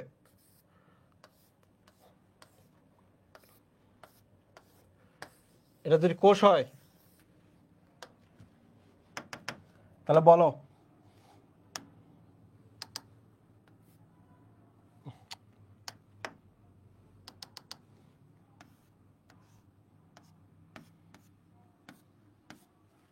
এরকম হবে না, দেখো তো এ চলে আসছে এই জায়গায় এরকম, এরটা চলে আসছে প্রায় মাঝখানে, মাথায় একবার চলে আসছে এখানে, এই পাশটা চলে আসছে দেখো এইদিকে এইদিকে এইদিকে এইদিকে, এই পাশটা চলে আসছে দেখো মাঝখানে। সবাই কি মাঝ এলাকা বরাবর আসছে কিনা? তাহলে এটা মেটাফেজ কিনা, মাঝখানে চলে আসছে। তোমরা আমাকে বলো তো এই সময় তোমরা টান দিয়ে আলাদা করবো না? টান দিয়ে তো আলাদা করবো, ডাবল করবো, ওই যে 46টাকে 92টা করবো। তাহলে তোমরা শুধু একটু ভাবো, নিজের মাথাকে প্রশ্ন করো যে এই জায়গায় এসে সবচেয়ে কি লাস্ট মোমেন্টে গুছিয়ে নেওয়া হয় না, যে আরও একটু পেঁচিয়ে খাটো করে যদি সুন্দর করা যায় তাহলে টানাটা নিতে সুবিধা হবে, হবে কি না? তাহলে সুবি ভাই সবচেয়ে বেশি পেঁচায় এই জায়গায়, পেঁচানো তো আগে শুরু হয়েছে, তাহলে ম্যাক্সিমাম প্যাচ হচ্ছে এখানে, রাইট? তাহলে আমরা এটা লিখবো সবচেয়ে বেশি পেঁচিয়ে যায়, সবচেয়ে বেশি লাস্ট মোমেন্টে দেখো ছেড়ার আগে পেঁচায়। তোমরা আমাকে বলো তো সবচেয়ে বেশি পেঁচানো মানে কি? সুপার কয়েলিং না? সুপার কয়েলিং, সুপার মানে অনেক বেশি, কয়েল মানে পেঁচিয়ে যাওয়া। তোমরা এবার আমাকে বলো তো যদি সুপার কয়েলিং হয় পরের ধাপটাকে আমরা কি বলবো? আগে ছিল এরকম প্যাচ, আর এখন যদি পেঁচিয়ে যায় অনেক ঘন হবে না? তাহলে এটাকে আমরা কি কনডেন্স হওয়া বলবো না? কনডেন্স মানে কি? ঘন দুধ, কনডেন্স মিল্ক মানে ঘন দুধ। তাহলে বলেন যখন সুপার কয়েলিং হয় তাহলে এবার বলেন আমাকে এখানে কি হবে? কনডেনসেশন হবে ক্রোমোজোমটার, ক্রোমোজোমটা আরো পেঁচাবে, আরো খাটো হবে। তাহলে বলো তো এইটা আগে না এইটা আগে, এইটা আগে না এইটা আগে? সিম্পল, আগে পেঁচাবে তারপরে তো ঘন হবে। তাহলে এই জিনিসটা যদি না বোঝো তাহলে তো সমস্যা। আশা করছি তোমাদের আর কোনো প্রবলেম হবে না। তাহলে এখানে আমরা 3টা টার্ম শিখলাম। মেটাফেজ মানে মাঝখানে আসা, মাঝখানে আসা মানে মেটাকাইনেসিস। মাঝখানে আসলেই তো ভাগ হয়ে যাবে একটু পরে অ্যানাফেজে। তাহলে অ্যানাফেজে কি হবে? টানাটানি যেহেতু হবে সুই ভাই, তাহলে লাস্ট মোমেন্টে ওরা আরো খাটো আরো মোটা হবে, আরো গুছিয়ে নেবে নিজেদের। আরো যদি গুছিয়ে নেয়, আরো যদি খাটো মোটা হয়, that is called super coiling, আরো প্যাচ। আর সুপার কয়েলিং মানে আরো ঘন, ঘন মানে হচ্ছে কনডেনসেশন। ডান। তোমরা জানবা যে মেটাফেজ এখানেই শেষ, সেন্টোমিয়ারের বিভক্তি অ্যানাফেজে অ্যাকর্ডিং টু আজিবুর স্যার। তবুও আমি বলে রাখি এই বইয়ে বলা আছে যে এই মেটাফেজের একবারে শেষের দিকে গিয়ে সেন্টোমিয়ারের বিভক্তি ঘটে। প্রিয় স্টুডেন্ট, এত সহজ না জিনিসটা। আমি এখন তোমাদের দেখাই পরের ছবিটা। পরের ছবি কি ভাই? অ্যানাফেজ। দেখো আমরা শেষে চলে আসছি, টেলোফেজ আমরা পড়বো না।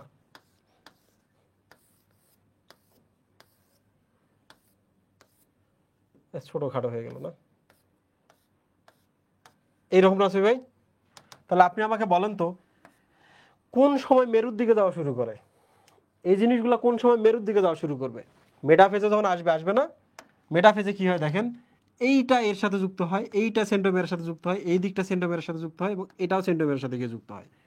যখন এটা যুক্ত হয়ে গেল তখন টানাটানি করবে না? তখনই কি মাঝ বরাবর ভাঙবে না? এবার বলেন টানাটানি করা মানে কি অ্যানাফেজ শুরু কিনা? টানাটানি করা মানে কি অ্যানাফেজ শুরু কিনা? তাহলে বলেন মেটাফেজে যখন মাঝখানে আসে দুইজন জোড়া লাগে, যেই না দুই দিকে টানে, দুই দিকে টানা মানে মেটাফেজ শেষ, অ্যানাফেজ শুরু, রাইট? ওকে। তাহলে এবার দেখেন ছিঁড়ে গেল, দেখছেন সুই ভাই? ছিঁড়ে গেল।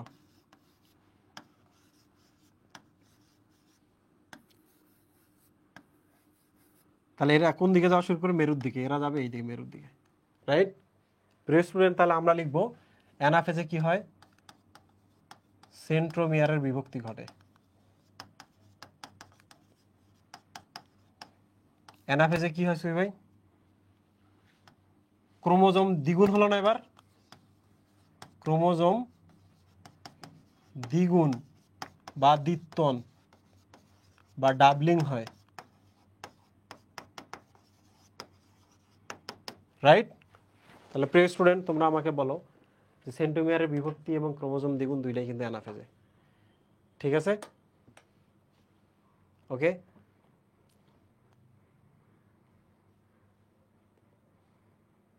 এই বলো, কমেন্ট বক্সের কথা বাদ দাও, এখন তোমরা শুধু বলো যে এই জায়গাটা বুঝতে পারছো কিনা। এরপরে কি হয়? তারপরেরটাতে গিয়ে জাস্ট টেলোফেজে কি হয়? প্রোফেজের উল্টা, তাই না? প্রোফেজ উল্টা না? প্রিয় স্টুডেন্ট, আমরা সব বুঝলাম। এখন যে জিনিসটা আসবে সেটা হলো, একটা দারুণ প্রশ্ন আসবে, সেটা হলো প্রোফেজ এবং প্রোমেটাফেজ। এই জিনিসটা দেখো, প্রোফেজ প্রোমেটাফেজ, আর একটা ছিল কি মেটাফেজ না? মেটাফেজ কিনা? প্রিয় স্টুডেন্ট মনে রাখবা, বিলুপ্তি শুরু, বিলুপ্তির শেষ। মেটাফেজ হাতে দিবা না। এবার দেখো, এটা নিউক্লিয়ার মেমব্রেনের বিলুপ্তি হোক আর হচ্ছে নিউক্লিওলাসের বিলুপ্তি হোক, প্রোফেজের ক্ষেত্রে দেখো আরেকটা জিনিস, সেটা হলো স্পিন্ডল তন্তু তৈরি শুরু, স্পিন্ডল তন্তু তৈরি শুরু, এখানে শেষ। তোমরা আমাকে বলো মেটাফেজে কোনো কিছু যাইতেছে? আশ্চর্য, মেটাফেজে গিয়ে স্পিন্ডল তন্তু যদি তৈরি হওয়া লাগে তাহলে তো কোষ বিভাজনে হবে না, আগে আগেই সব শেষ হয়ে যাবে। এখন তোমাদের একটা আমি দারুণ জিনিস শেখাই, সেটা হলো প্রোফেজ এবং প্রোমেটাফেজ আসলে একই জিনিস। জানো তোমরা এটা? প্রোফেজ এবং প্রোমেটাফেজ আসলে একই জিনিস। বলো, প্রোফেজ এবং প্রোমেটাফেজ একই জিনিস কিনা? দুইটাই ক্লাস শুরু হয়েছে, তাহলে চারটায় ক্লাস শেষ হবে, 4টা মানে 16, স্টিল 15 মিনিট বাকি আছে। প্রোফেজ এবং প্রোমেটাফেজ একই জিনিস। তাহলে এবার আমাকে বলো তো, নিউক্লিওলাসের বিলুপ্তির শেষ কোথায় হয়? অপশনের মধ্যে এটা নাই, উত্তর কি? ওইটা দিবা নাকি এইটা দিবা? কোনটা দিবা? পরীক্ষার মধ্যে অপশনের মধ্যে দেখছো স্পিন্ডল তন্তু তৈরি শুরু প্রোফেজ, ঠিক আছে পড়ে গেছো, লেখা আছে স্পিন্ডল তন্তু তৈরি শেষ কোথায় হয়? শেষ কোথায়? এইটা প্রশ্ন আসছে, এইটা প্রশ্নে আসছে। প্রোমেটাফেজ নাই, উত্তর কি? মেটাফেজ দিবা না এটা দিবা? প্রোফেজ দিবা, রাইট? প্রোফেজ দিবা। এবার বলো, ক্রোমোজোমাল নৃত্য কোথায় দেখা যায়? প্রোমেটাফেজ নাকি প্রোফেজ? অপশনের মধ্যে এটা নাই, প্রোফেজ দাগাইতে হবে। তাহলে মনে রাখবা, প্রোফেজ যদি না থাকে তার সমস্ত সম্পত্তি, প্রোমেটাফেজ যদি না থাকে তার সমস্ত সম্পত্তি কে পাবে? প্রোফেজ। ভুল কইরা যদি মেটাফেজের কথা বলো তাহলে কিন্তু খবর আছে। তারপরেও আজকে ক্লাস শেষে গিয়ে বলবে কি, ভাইয়া বইয়ের মধ্যে লেখা আছে বিলুপ্তি কি জানি একটা আছে, হ্যাঁ মেটাফেজে একটা লাইন লেখা আছে। তো আচ্ছা আমি দেখাইতেছি, ধরো বই তো আছে আমার কাছে, তোমাদের একটা জিনিস দেখাই আমি, তোমরা এক কামটা করবা, কারণ ক্লাস শেষ হইলেই তোমরা এটা নিয়ে চেঁচামেচি করবা।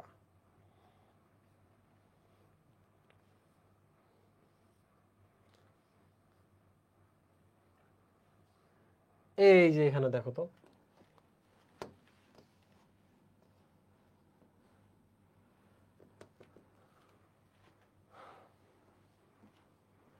এই যে এই লাইনটা বলো তো, নিউক্লিয়ার এনভেলপ এবং নিউক্লিওলাস সম্পূর্ণ বিলুপ্ত থাকে, দিছে কোথায়? মেটাফেজে। তোমরা একটু চিন্তা করো তো, এই শব্দটা কি বলছে এখানে?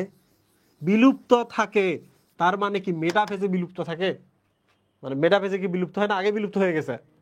যদি আমি বলি আজকে যে বাংলাদেশে কোন ডাইনোসর বিলুপ্ত অবস্থায় আছে, বাংলাদেশে আজকে আজকে বিলুপ্ত অবস্থায় আছে, তার মানে কি আজকে বিলুপ্ত হয়েছে? ওটা অনেক আগে বিলুপ্ত হয়ে গেছে। এই বলো, বুঝছো কিনা? বলো বুঝছো কিনা? তাহলে এই শব্দটার দিকে কোনোদিন খেয়াল করছো? কারণ আজকে ক্লাস শেষে তোমরা দেখবা যে কতজন গ্রুপের মধ্যে প্রশ্ন করছে যে ভাইয়া পরীক্ষায় যদি প্রশ্ন আসে বিলুপ্ত থাকে কথাটা, তাহলে এটা কি মেটাফেজ দাগাবো? আরে পাগলা, এখানেও বিলুপ্ত থাকে, অ্যানাফেজেও বিলুপ্ত থাকে, এবং তারপরে টেলোফেজেও তো বিলুপ্ত থাকে, থাকে কিনা? আজকে বাংলাদেশে ডাইনোসর বিলুপ্ত অবস্থায় আছে, কালকে কি বিলুপ্ত অবস্থায় নাই? পরের দিন বিলুপ্ত অবস্থায় নাই? তাহলে তোমরা এবার আমাকে বলো, সেটার উত্তর কি অনলি মেটাফেজ? সবগুলোই না পরেরগুলা? তো তোমরা এত মানে এত সিলি লেভেলের যদি কনফিউশন হয় ক্লাসের পরে, তাইলে তাদেরকে ধরবা, ঠিক আছে? জাস্ট গুলি হবে, কোনো কথা হবে না মুখে, জাস্ট ফায়ার করে দিবা। এইটার উত্তর কিন্তু শুধু মেটাফেজ না, এটাও এটাও পরেরটাও। এইগুলো করছে কি জানো? কোচিং সেন্টারগুলোতে দেয় যে হচ্ছে অতিরিক্ত ইনফোশিট, অতিরিক্ত ইনফোশিটের মধ্যে এই লাইনটা তুলে দিয়ে কনফিউজ করে দিয়ে রাখছে। অথচ এইটার উত্তর যেমন এইটা, এটার উত্তর এইটা, এটার উত্তর ওইটাও। কনসেপ্ট থেকে প্রশ্ন আসে, তোমরা জানো, যে প্রশ্ন করে বায়োলজির, মনে রাখবা অনেক জানে। ওকে, আমরা আমরা শেষ করতে পারলাম? বলো তো, যদি কোনো কারণে প্রো মেটাফেজ নাই, তাহলে ওই কাজটা কি মেটাফেজে দিবা নাকি প্রো ফেজে দিবা? প্রো ফেজে দিবা। ঠিক আছে, বড় ভাইকে দিয়ে দিবা। তো প্রিয় স্টুডেন্ট, দাঁড়াও একটু, দাঁড়াও। তো তোমরা তো এটা সবাই জানো, এটা ইনশাল্লাহ পারবা। আমার মনে হচ্ছে এটা পড়ানোর তোমাদের দরকার নাই। এই যে দেখো প্রশ্ন সলভ, এগুলো মেডিকেলের পরীক্ষায় আসছিল এই চারটা। আমাদের কিন্তু স্লাইড শেষ। তাহলে প্রশ্নটা আমরা যা সলভ করি, আমি আজকে সন্ধ্যার দিকে বা রাত 10টা 10:30টার দিকে যদি সময় পাই, তোমাদের যদি কোনো প্রশ্ন থাকে, তাহলে আমি একটা স্লাইড শেয়ার করে আসবো। তোমাদের যদি কোনো কোশ্চেন থাকে, আমি একটা পোস্ট দিয়ে দিব, তোমরা ওখানে প্রশ্নগুলো করবা যদি আশা লাগে। আর যদি না আশা লাগে তাহলে আসলাম না, কারণ আমি যেভাবে ক্লাস নিয়েছি তোমার কমপ্লিশন ক্লাসের দরকার নেই এটাতে। বুঝতে পেরেছ?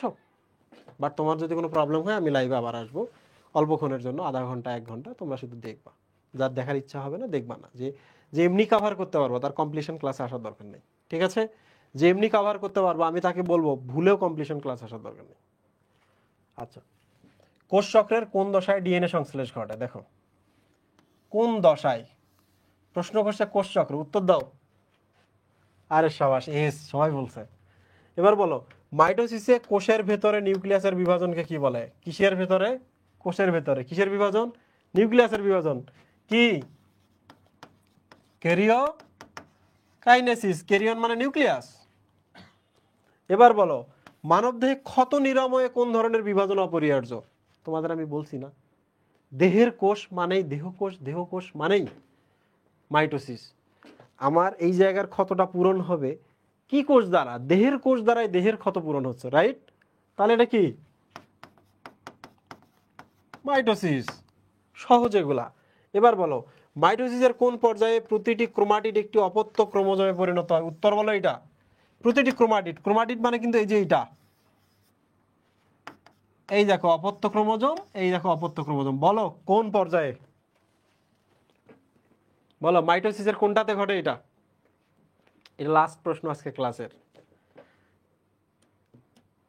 বলো বলো বলো। এই দেখো কে কিন্তু কোন ধরনের আনসার করতেছে। গাধা, এইটা থেকে যখন এইটা হয় কোনটা?